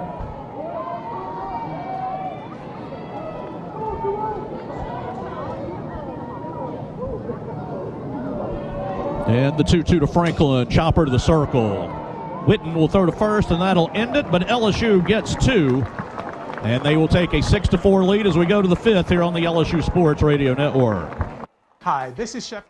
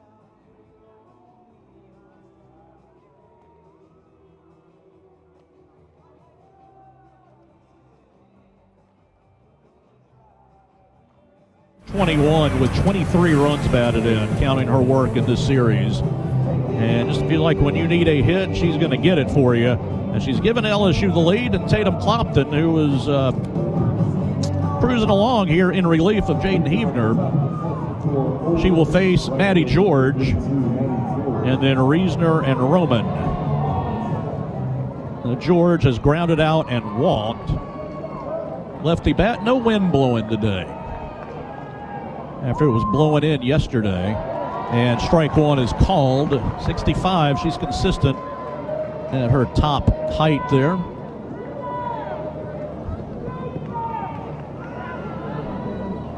And the count is 0-1. Here's the pitch. Got on top of a rise ball, pulled it slowly to the right side. Daniel will throw to first in time. And there's one out. That pitch was above the zone, it looked like. But some of their batters have been trying to go up and get on top of those and pull them, and it's not really been very fortunate at it. Now tomorrow, we got a little cold front coming through tonight. The wind should be blowing out tomorrow. Here is Reisner, 0 for 2, and strike one at the knees. Out of the northeast at 10. High temperature tomorrow, just 72. It'll be probably a little cool, but a northeast wind means it will be blowing out, probably toward right field. Check swing on a changeup. Didn't get the call, and I don't think they're going to get the appeal. That ball just off the edge. Well, Clopton has missed 2 or 3 of those just right off the corner on those changeups at 52. 1-1. Chopper to the left side. Kylie Edwards has it. Throws in time. 2 down. Now Reisner still looking for her first hit of the weekend. She is 0 for 6. And that'll bring up Roman, the DP, who walked and then struck out. We're in the 5th, 6-4 LSU now. 1 o'clock tomorrow for that Game 3 of the series. And the first pitch is a strike inside corner. Right in the middle of the zone. And it's 0-1, right in the middle. Not high, not low. Roman, right-handed batter. And the pitch, swing, and a miss on a changeup. Well, like we said about Riley Johnson earlier, she about drilled herself into the ground trying to hit that one. And it is 0-2. Clopton looking for a 1-2-3 inning. Down in the dirt, did not chase that one. Then it's 1-2. Hancock Whitney, the official bank of LSU Athletics. Learn more at HancockWhitney.com/LSU. Here's the 1-2. Tried to get her to go up high, and Chase did not. The count will stay or go to now to 2-2.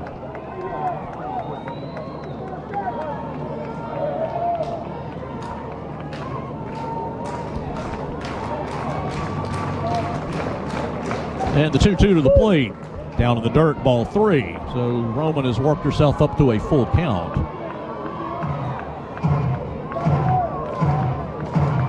Base is empty. Applin, the left fielder, is on deck, who is 0 for 2. 3-2 coming. Swing and a miss. Got her up and in, and that'll end the inning. Oh, Clopton has given LSU another outstanding relief appearance. Got one from Monticelli last night. Clopton 2 2/3 scoreless. And we'll go to the bottom of the 5th. LSU holding a 6-4 lead here on the LSU Sports Radio Network. Get ready, Tiger fans.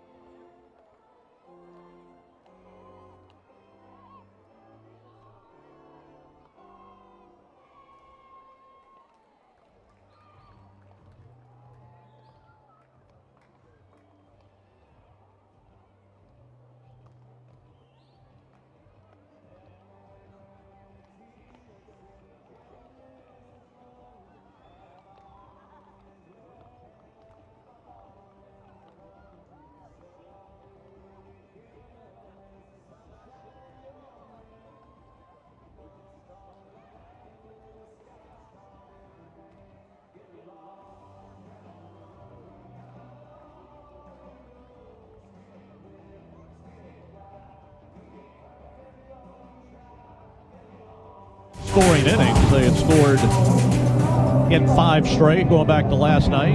Have a 6-4 lead. Tori Edwards will lead off. Dudley DeBosier stands up for the purple and gold and fights for Tiger fans all across Louisiana. Dudley DeBosier proud to be an official partner of LSU Athletics. We might have a change or two defensively for Ole Miss. Yeah, I think they've got a new right field. I think they've made a change similar to what they made last night. But that is not George in right field anymore. Here's Edwards, who is grounded out and doubled. Will face Witten for the first time, and that one curves up and away, ball 1.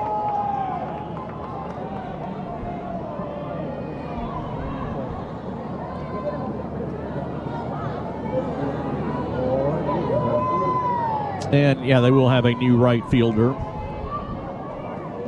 Next pitch to Edwards, swing and a miss. Good changeup, darting down and in.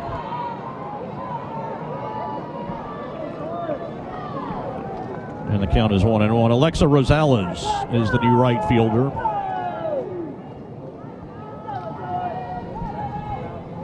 On 1. Pitch is low, and it's 2 balls and a strike.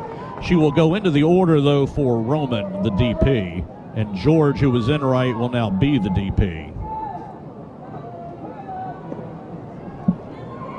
2-1 to Edwards. Bottom of the 5th. Swing and a foul back. 67. Maybe a little bit out of the zone. Edwards has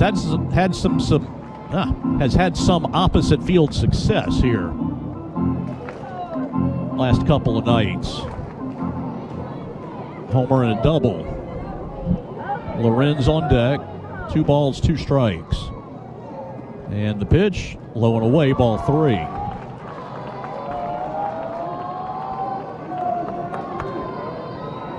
Lorenz, Hutchins due up after Edwards.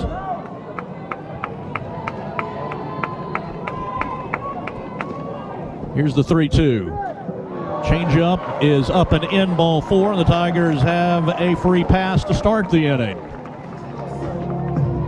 And again, LSU has drawn 3 walks in the game. The streak continues. 3 walks in 22 of their last 23 games.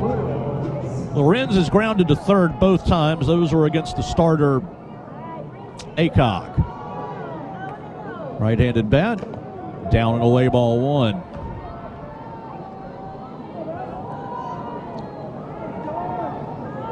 Witten pitched in relief in the 4th inning. An inning, 2 hits, 2 runs. 1-0 to Lorenz. Off the glove of the catcher. And it will go to the backstop. And that will get Edwards to second. That one kind of sailing up and away. And Bunker, who's done a pretty good job most of the weekend, could not corral that one. That one had some late, quick movement up and away.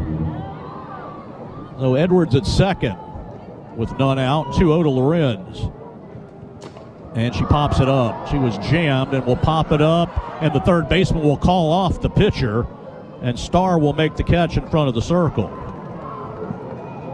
And that'll bring up Allie Hutchins, who has doubled and grounded to third on a very close play.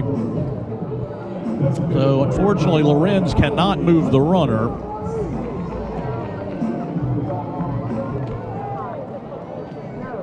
And we'll see if Hutchins can get it going. She's had the magic touch here recently. Takes it down and in, ball 1.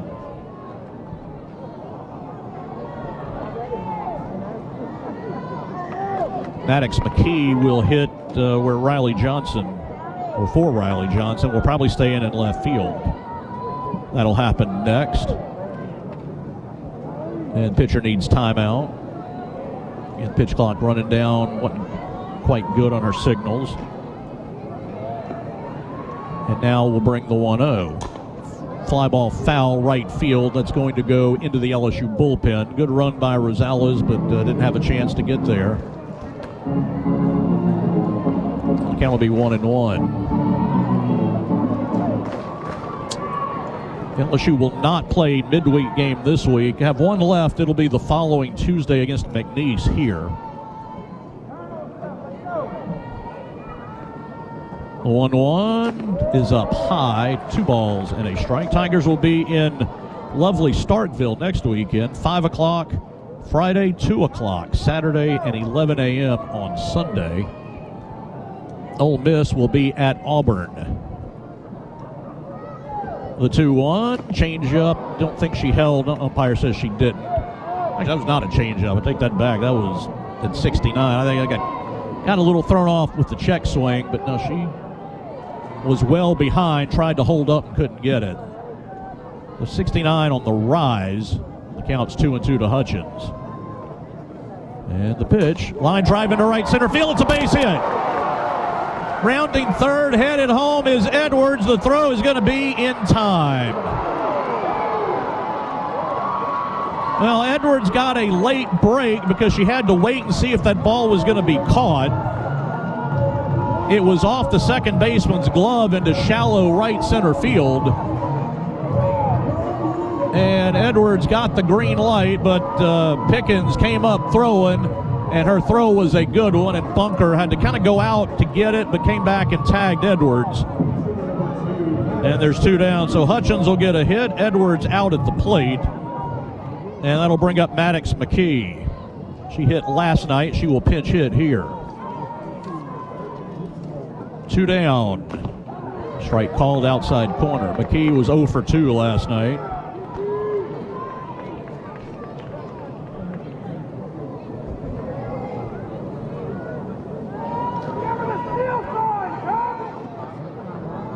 And the 0-1. Changeup floats low, and it is 1 ball and 1 strike.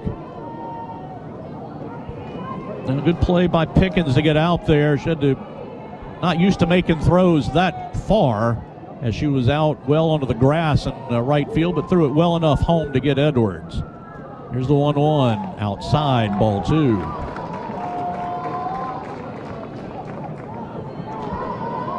Avery Hodge due up next if the inning continues. 6-4 LSU, bottom of the 4th. Here's the 2-1. Got a strike called over the outside corner, and it's 2-2 on a 67-mile-an-hour pitch. LSU with 7 hits in the game to just 3 for Ole Miss.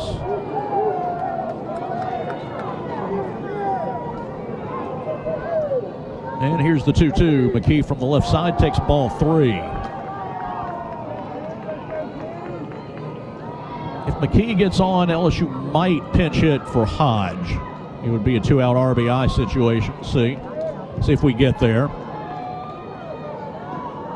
3-2 to McKee. Fouled it away. So she'll try again. McKee, 226 average. 7 hits on the year. Has driven in 8. A double and a triple to her credit.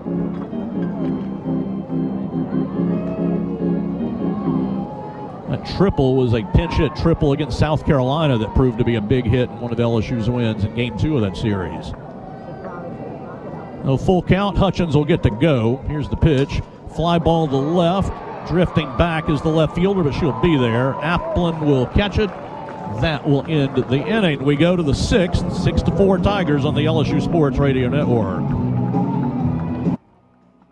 Southern Air Heating, Cooling, and Plumbing, your trusted experts for all your home service needs. With over 35 years of dedicated service, we prioritize your comfort and satisfaction. As an official partner of LSU Athletics, we bring our expertise to every game, from installations to repairs. Our team delivers honest pricing with no surprises. Call us today at 225-777-8888 and experience the difference with Southern Air Heating, Cooling, and Plumbing. Go Tigers! What a matchup we've got, folks. Just nonstop.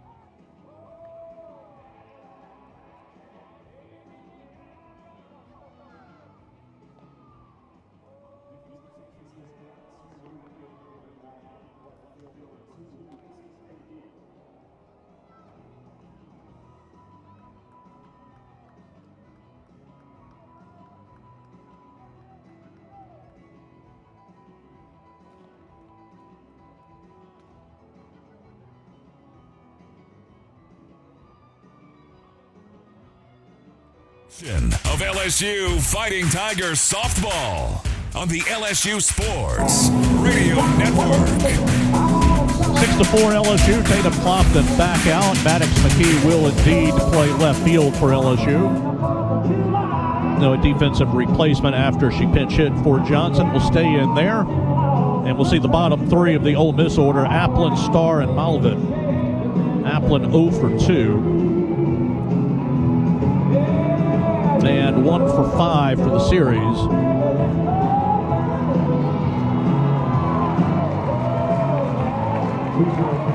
And her average stepping in right now at 233. Right-handed bat. And she lines it foul into the Ole Miss dugout. Pulled it.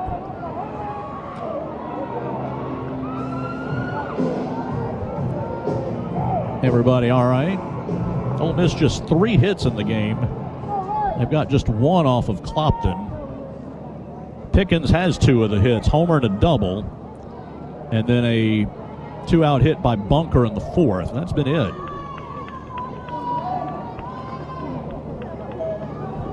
Oh, 1. That's a line drive that will find a base hit into left field. So that one, she hooked the first one, but did a little better job of keeping that one fair. And Ole Miss will start it with a single, and we're going to have a pinch hitter for Starr. And it's going to be Rachel Connors, who pinch hit last night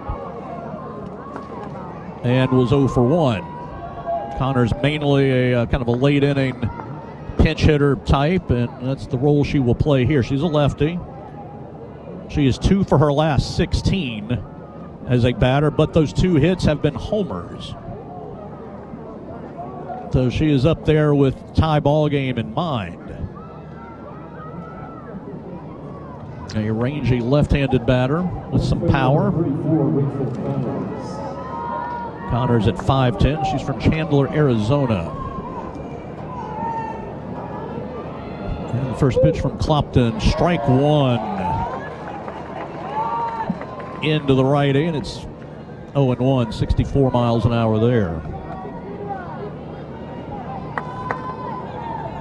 Malvin, the 9-hole hitter, on deck, then turn it over to the top. Here's the 0-1. Changeup, a beauty, strike at the knees. 51. As Clopton has got that pitch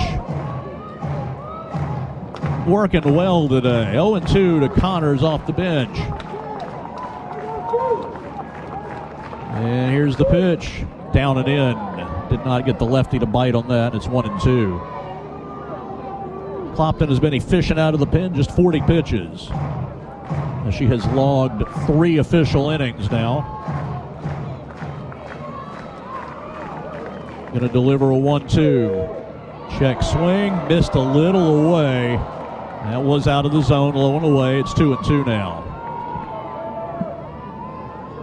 Now Connor's done a good job of laying off a couple of close pitches that were not in the zone. Here's the 2-2. Went for a changeup that was kind of floating up away, and she just tapped it foul.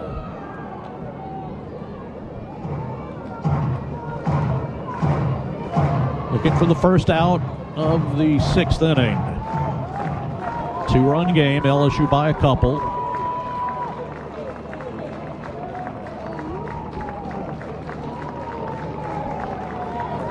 And here's the 2-2. Popped up, but it's fouled back. That was a 65-mile-an-hour rise at the top of the zone. In fact, that was above the zone, well above the zone, and Connors kind of chased that one. Yeah, when Heavner was in there, definitely they were looking for high pitches. Strategy similar for Clopton, but not as much so. Here's the 2-2. It's in the dirt. It's going to get by. The count's going to be 3-2. The runner will go to second with none out. And the count's 3-2. You don't want to let the bottom of the order stir something up. That's what happened in the second. 3 of the bottom 4 in the order walked, and then the top of the order made LSU pay. We're in the 8-hole right now with the pinch hitter. 3-2. Change up his ball for him. So 2 on and none out. And Malvin, I think, is going to hit. They're going to run for the runner at first. And it will be Starr re-entering the game. So the 7-8 holes have put runners on base. And Malvin, a slapper bunt might be the play here. They're down 2. And a bunt could put 2 runners in scoring position for 2 pretty good hitters at the top of the order. Then we'll see if that is what it'll be. She shows it and takes strike 1 over the outside corner. Good pitch to a lefty trying to bunt. Pitch just tailed over the outer edge.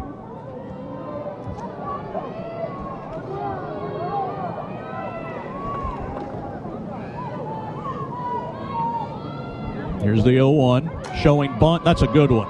Clopton's got it. Throw to first in time, but the sacrifice works. Runners are to second and third. It's only Ole Miss's 3rd sacrifice in league play, but that'll put runners in scoring position for Bunker. Let's quickly take 10 seconds for station identification on the LSU Sports Radio Network.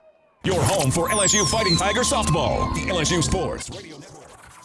Worldwide on the LSU Sports mobile app.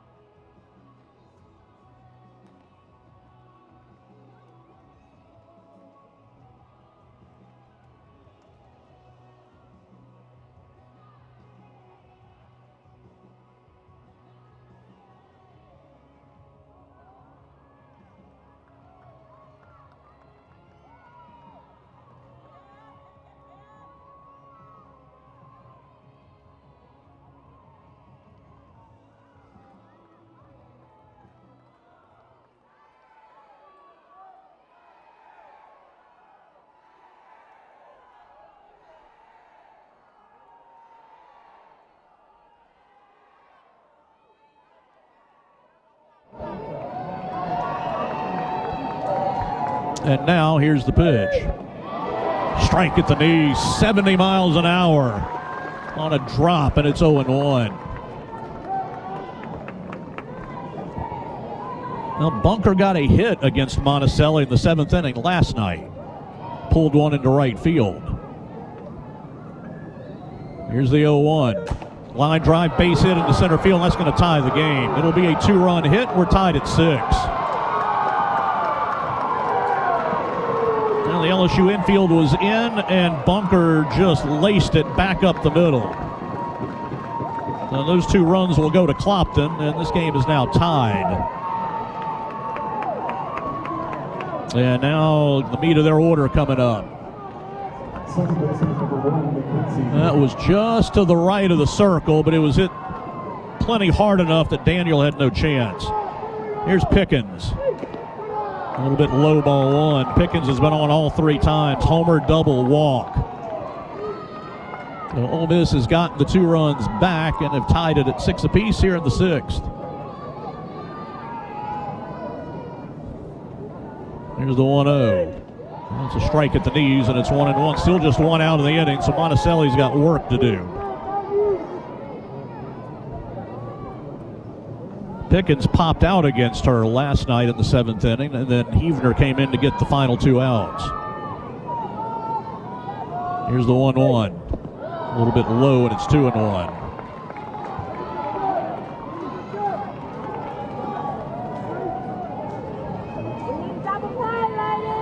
5 hits for Ole Miss, 7 for LSU.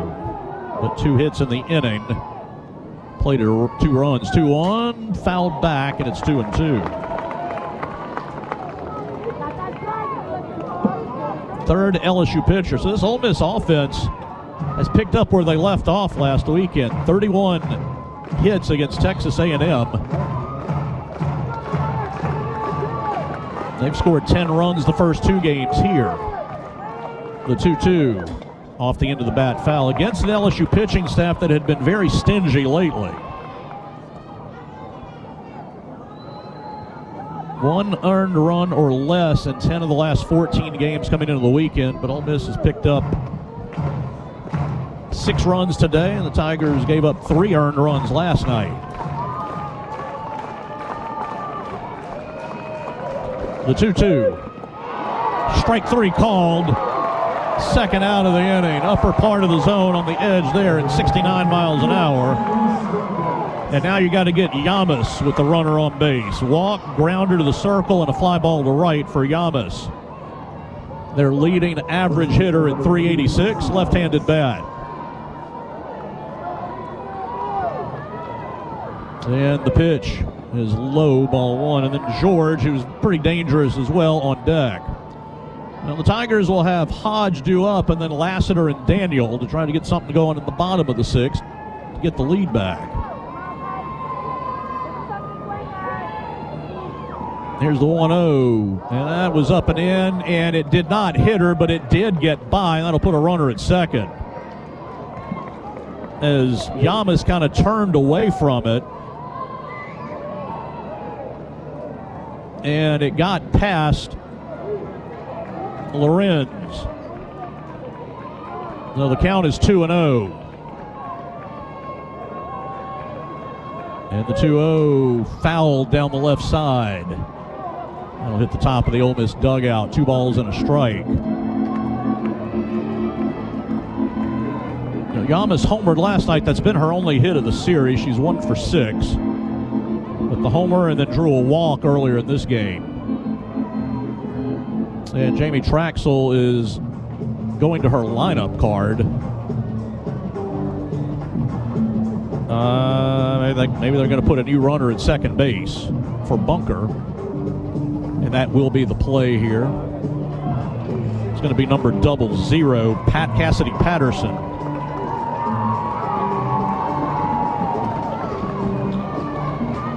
So they're hoping Yamas can get a base hit to the outfield, maybe score the faster pinch runner. That's the plan. 2 balls and a strike. And you got a base open, but a very dangerous hitter on deck also. So here's the 2-1. That's up and in, ball 3.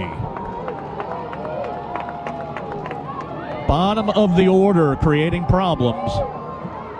7-hole single, 8-hole pinch hitter draws a walk, and both of those runners have been driven in by the top of the order. 3-1 to Yamas. Off the thumbs to third, Hodge to first. It's in time, and that'll end the inning. Oh, jammed Yamas, and she kind of inside-outed it to the left side. Good play by Hodge, but they get 2 runs to tie it. We're tied at 6th inning, bottom of the 6th inning when we come back on the LSU Sports Radio Network. I'm a pretty great multitasker.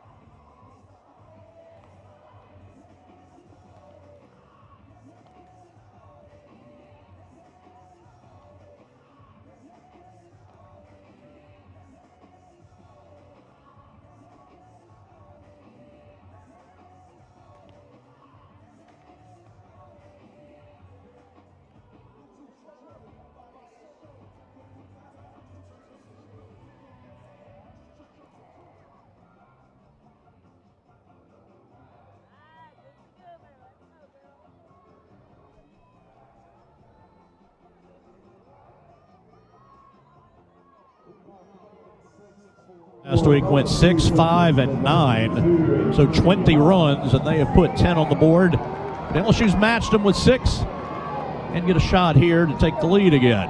Lead has changed hands a couple times. Hodge against Witten, the reliever, and will pop it up easily into left field. One pitch, and Applin catches it for the out. That'll bring us to the top of the order. Lassiter doubled her last time. That was against Witten. Well, her second hit of the series. Double, hit batsman today, reached on an error, so she's been on the bases a bunch. And the pitch from Witten is outside, ball 1. There has been traffic against Witten. 2 1/3 innings, 3 hits, 2 runs, 2 walks, and 1 strikeout. And that was against Riley Johnson. Here's the 1-0. That is outside, 2-0. Well, you would like to get one of these runners on for Kylie Edwards, who has just been driving in runs like crazy here of late. But you got to get one of them on to get her up in the inning. The 2-0. A little bit up and away, ball 3. That one off of the outer edge. Now, Lassiter walked 3 times last night and got a chance at one here if we don't see some strikes. Witten will bring it, and it is above the zone for ball 4. So the Tigers have a runner for Sierra Daniel. So Lassiter now has 28 walks on the season. She hasn't been a big walker in her career, but she has picked up that talent this year. And Sierra Daniel will bat. There's a infield meeting in the circle.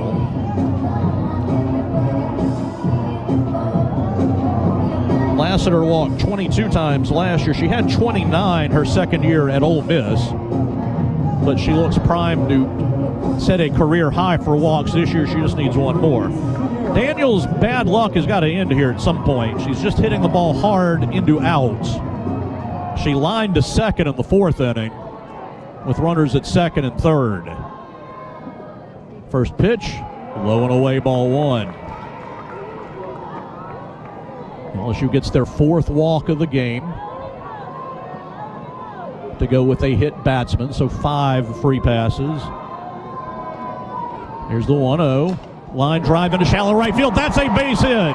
She didn't hit it very hard, but finally got one to drop, and Sierra's like, yeah, it's about time. Probably the least well hit of her recent shots, and it's the one that found grass. And that'll bring up Kylie Edwards. I cannot imagine who else you would want to see hit right here. She is 2 for 3 with 3 RBIs in the game. And there is just 1 out in the inning. First pitch is low, ball 1. Alex Franklin is on deck. Now Daniel breaks out of a 0 for 13 streak. So 2 on and 1 out. Edwards, 2 singles and a fly out to deep right. The 1-0 line drive caught by the second baseman. Fortunately, all the runners got back, but Edwards smoked it, but right into the path of Pickens, and there's 2 down. Franklin doubled and scored in the 3rd.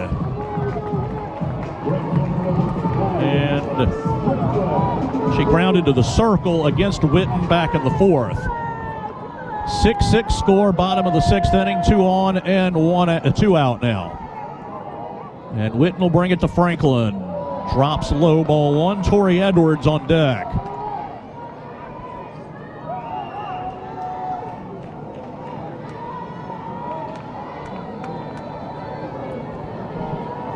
Lassiter, plenty of speed at second base. Here's the 1-0. Line drive, base hit, center field. Lassiter's headed home. No, she's going to stop. Oh, Lassiter is held at third base. And you hear the crowd kind of wondering there. But the bases will be loaded for Tori Edwards. This feels like last night a little bit. Sandy held the runner at third, and Edwards bats with the bases full. So Franklin, the hard hit single. Runner held. Nancy Evans, the pitching coach, will go to the circle. Edwards has doubled, and she has walked and scored a run. So the game remains tied at 6. Malvin's throw might have been pretty close, I think. The ball was hit hard right at her.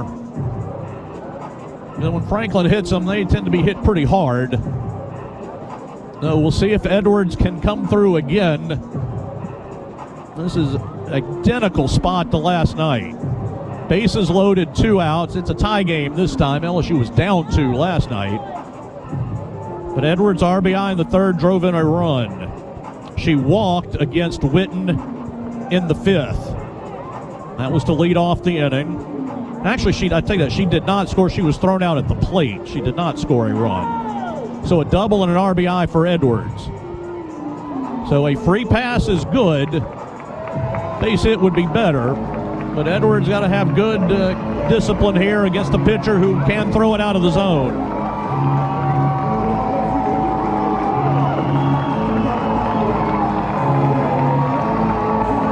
Nine hits for LSU, and we'll see what Edwards can do with it. 263 average on the way up. First pitch is low and away, ball 1. Charla Lorenz on deck. Bases full of Tigers. Lassiter at third. Daniels second, Franklin first. The 1-0, low and away, ball 2.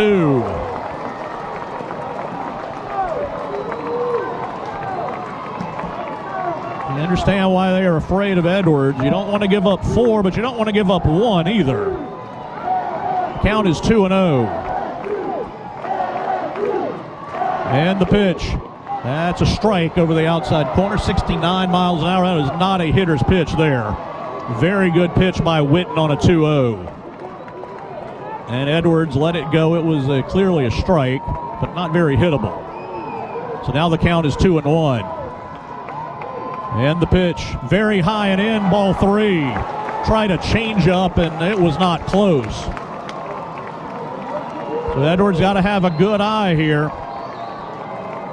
6-6, bottom of the 6th, score tied, bases full. 3-1 is strike 2 over the outside corner. Very good pitch again. Just on the corner. It was a strike. And here we are, full count, bases loaded, 2 down, tie game. And Witten will bring it. Ground ball foul, tried to go other side and just got a little piece of it. That was at 69 again on the edge. Well, Edwards has shown them she can go opposite field. She did it last night. She did it earlier today, a double into right. A gapper could score 3. Again, the count is full with 2 down. And here it is. Fouled away again. 68, outer edge. In fact, that one might have been a little off the plate, but it was too close to take. It's been quite a ball game here today. Back and forth. And LSU trying to go back on top after giving up the lead at the top of the inning. Again, the 3-2. Fouled again, back. That one up and away. And that one also might have been out of the zone, but it was very close. They were working her outside. No wind to deal with. The right fielder shaded toward the line. Edwards has a big gap in right center. Again, a 3-2. And here it is. It's ball 4, and LSU's got the lead. It was not close. It was a 54-mile-an-hour changeup that bounced. So an outstanding at-bat by Tori Edwards, and LSU is on top. Lassiter scores, so Sandy holding up Lassiter again paid off. as she does end up scoring. And now Lorenz has to take off the catching gear and step to the plate. She's 0 for 3 in the game. Well, a 1-run lead is nice. LSU would very much like to add to it here. Lorenz is 0 for 4 in the series, has 3 walks. Those were all last night. And here's the pitch. Down and in, ball 1. That one might have caught a little piece of the zone, but it was called low. Now Edwards drives in her second run of the game, so Tori's got 2 and Kylie's got 3, and the catcher's going to go to the circle. Now Ole Miss will have their big home run hitter George due up to lead off the 7th, and then Reasoner, and then we'll see who bats in the DP spot. 7-6 LSU. Tori Edwards now 34 runs batted in. She's got 6 in the series. So people named Edwards have really hurt Ole Miss over the 2 games. So Daniel at second, Daniel at third, Franklin at second, Tori Edwards at first. Lorenz with a 250 average and a 1-0 count.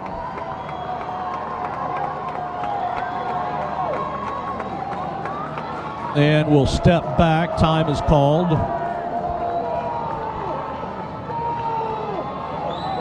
Bottom of the 9th at the box. It is still 7-2 Texas A&M. All right, now the 1-0 to Lorenz. Drops down low, ball 2. So free pass is hurting Ole Miss again. There have been 5 in this game. The 2-0 to Lorenz. High, ball 3.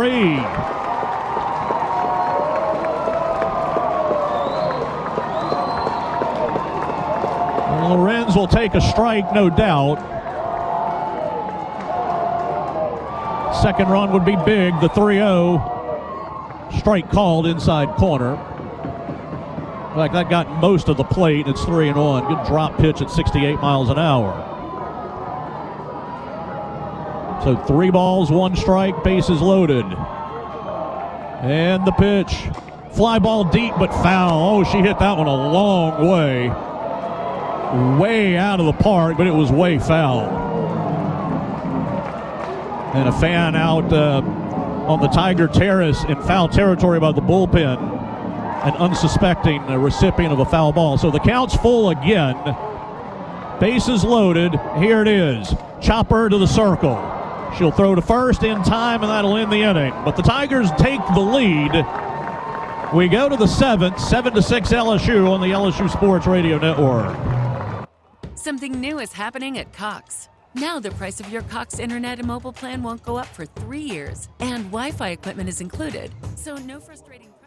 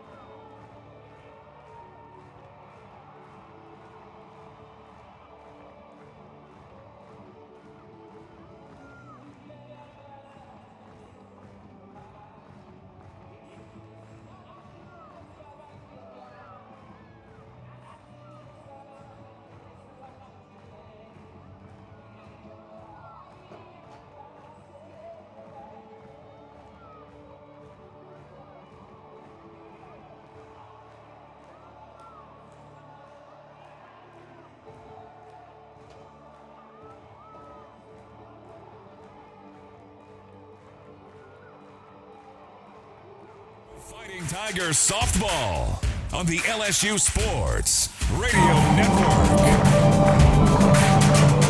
Tiger fans, you think you have what it takes to be a true Maniac? You can prove it at the next home softball game to win a prize pack courtesy of Raising Cane's One Love. So Peyton Monticelli on to try to get the win in this game now. She gave up the hit that tied the game. LSU came back and got a run, so if she can get 3 out, she would get a win, but it will not be easy. George, their best home run hitter, will start it. She has grounded out, walked, and grounded out. Both grounders have been to second. Her homer yesterday was her only hit. 7-6 LSU, lefty bat. Monticelli brings it, and no, not strike one. Looked like that got a good bit of the plate on the track man, but it is ball 1 low. And Beth Torina is going to come out and speak with the umpire. Looking at the lineup card. I guess making sure. I mean, I think everything should be all right. LSU didn't make any subs in the last inning, so shouldn't have to re-enter anybody. So 1 ball, no strike to George. 370 average. And a bunch of homers. Did not get the call at the belt. And it is 2-0. Strike zone got real tight all of a sudden.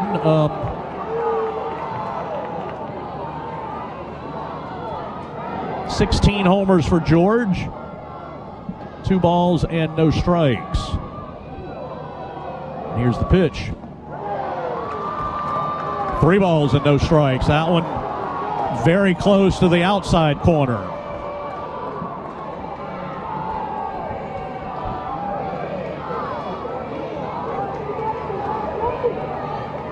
Here's the 3-0. Popped her up. Foul territory on the run. Can't get it.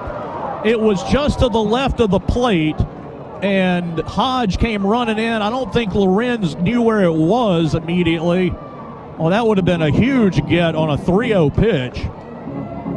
But it wasn't in the air very long. It was to the left of home plate. Hodge saw it, but didn't have time to get there. So George was swinging on 3-0. You know she's going to be swinging here, too. And Monticelli will bring it. And it's ball 4 down and away.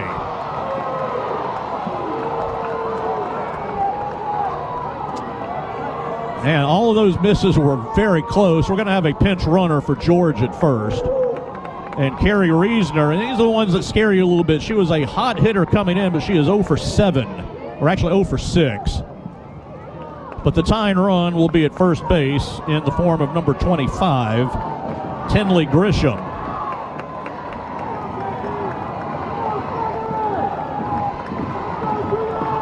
Reisner was white hot coming into the weekend, but 0 for 6. She has grounded out twice against Clopton. I'm sorry, she grounded out once against Clopton and then once to short against, actually both times. She grounded out twice, so first time facing Monticelli. Shows bunt, pushes it foul, it's 0-1. That was kind of a late show.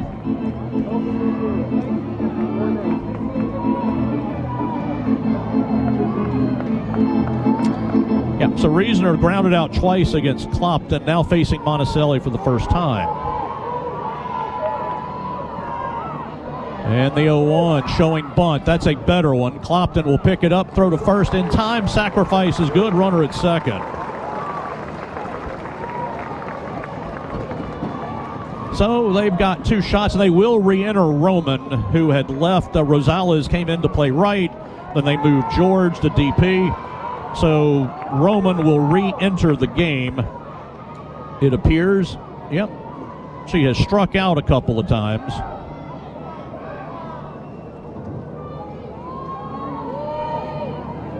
And has the tying run at second base.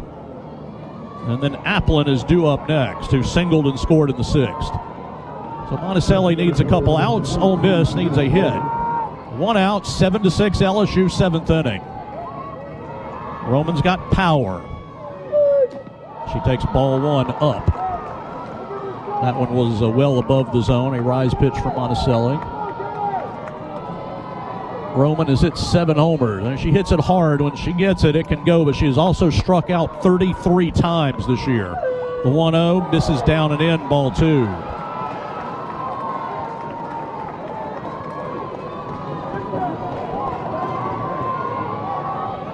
Well, she has struck out twice in this game. Had a couple hits last night. Here's the 2-0.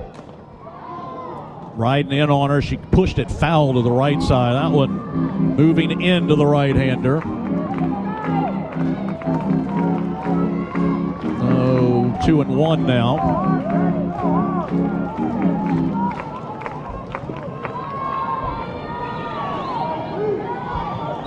Runner at second, 1 out.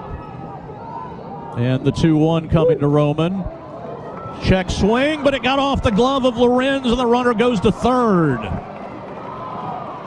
It was not a foul ball. It was just a check swing. And now they've got the tying run at third with 1 out. The infield's got to come in, and that's dangerous because Roman can hit the ball hard. So a huge break for Ole Miss. 3 balls and a strike. Here's the pitch. Popped up. It's shallow into left field. Kylie Edwards will get it. The runner's got to stay, and there's 2 down. So a big pitch for Monticelli to get Roman to pop up. And it will be up to Applin. Leilana Applin singled in the 6th and scored. Beth Torina will visit the circle.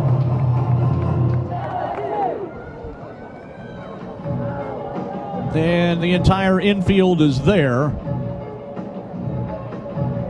Applin 1 for 3 tonight, and 2 for 6 for the weekend. Evener started, Clopton relieved, Monticelli trying to finish. Salura probably available if needed, but it looks like Beth is going to stay with Monticelli here. The runner's at third. And there are 2 away. LSU an out from winning the first 2 games of the series. Baseball final, A&M 7, LSU 2. A&M has clinched that series.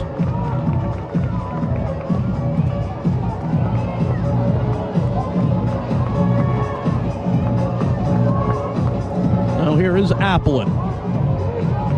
243 hitter. Runner at third, 7-6, LSU top of the 7th. And here's the pitch. It hit her. Tried to go down and in, hit her in the foot. And now we'll see Starr is due up. And it looks like she will hit. A hitter who has not hit a bunch this year, has a lot lately, but Starr is just a 161 hitter. Has walked a couple times today, but runners at first and third. 2 down, right-handed bat. Here's the pitch. She shows bunt, and she's hit. But the umpire is going to say she spun into it, and she will not be awarded the base. And she's called out. So she is called out, and that will end the game.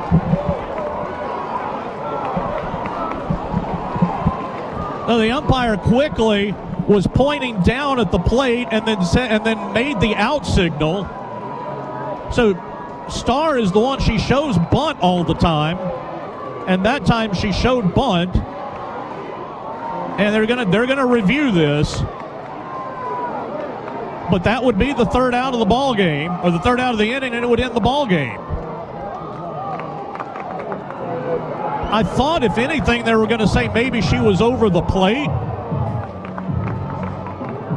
And we're going to say, all right, not a hit batsman, but maybe just a strike. But the home plate umpire very much said he gave the out signal. And now there's going to be a conversation. Let's look at the replay. She's standing over the plate, shows bunt, and then pulled the bat back and kind of spun into the pitch.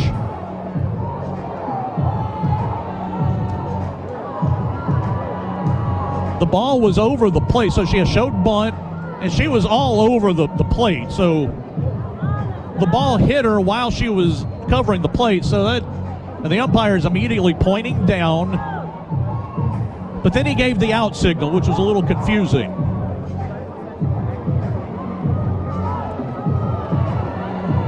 So I don't know what would cause an out there. I could see it being ruled a strike. And then the batter with an 0-1 count. It is 7-6 LSU, top of the 7th. Runners were at the corners with 2 down. And the umpires are still talking to Jamie Traxel. She went to she made the motion for a review. And now the home plate umpire is going to go talk to Beth Torina.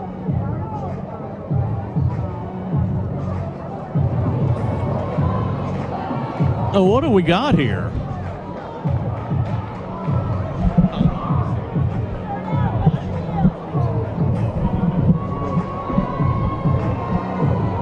So, all right, looks like what they're going to do, which is what I thought they should have done, is going to be a strike. But why the umpire gave the out signal, I've got no idea, unless he did that in error. And now Beth Torina will visit the circle. Now, so there's no doubt that Starr her body was over the plate because she was showing bunt. Then the pitch was in the strike zone, so she kind of spun into it. But the umpire, he pointed straight down and then made the out call, but I think he must have meant to call strike. Okay, so the count will be 0-1. And LSU got to kind of be aware, that's what Starr does. She doesn't have many hits this year, but she shows bunt and then will pull it back a lot. All right, so it's 0-1. Runner at third. Lorenz got to be tough here and catch everything. Right-handed bat, and here is the 0-1. She shows bunt, and it is to third, not in time. It was a wild pitch that kicked toward Tori Edwards, and the runner from third was going to come in and score, and Tori threw to third, almost got the out. Boy, this has just been bizarre here. It's like she shows that bunt, and then weird stuff starts happening.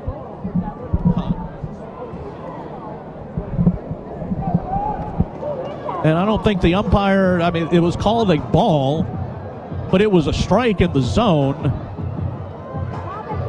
And now Lorenz needs a little bit of help. This has just gotten weird here. So Lorenz blocked it and went halfway to first base. And Tori Edwards came in and got it and threw to third, and they almost picked the runner off, and that would have ended the game. Now Lorenz is a little banged up. The count will be a ball and a strike.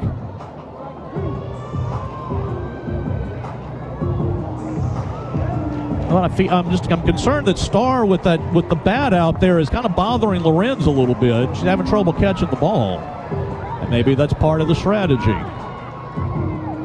And Lorenz, I think, is going to come out of the game. Well, is this where Macy Bergeron makes a return, or do we have a third catcher, maybe Jada Phillips?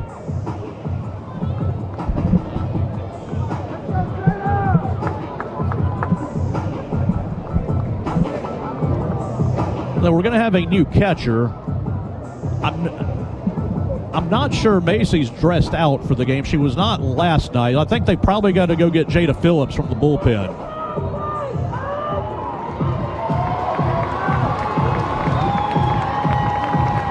And that is indeed who it is. So hopefully they should give her a few warm-up tosses here in a game we just can't get the last out in the seventh inning. It's still in doubt. The count will be a ball and a strike.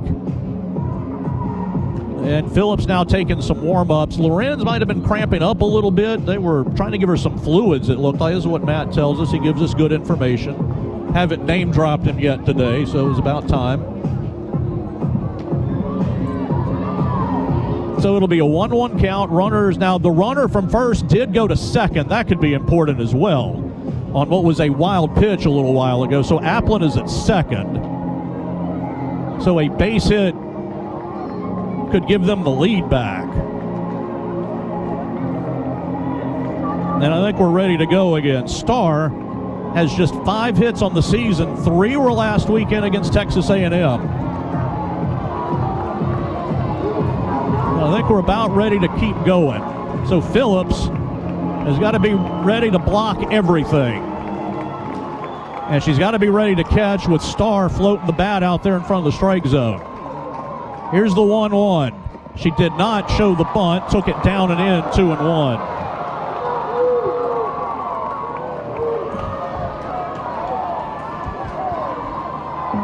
Seven to 6, LSU, top of the 7th inning. 2 down. Here's the 2-1. Popped up. Foul territory. Is there a play? No. It's going to be up into the net. Avery Hodge would have gone Spider-Man if she could into the net, but just didn't quite have enough room to get there. So down to a strike. Crowd will come to its feet. 2-2 with runners at second and third. And here is the 2-2. Swing and a miss! Ball game is over! Got her on a rise pitch, and LSU holds on and wins 7-6.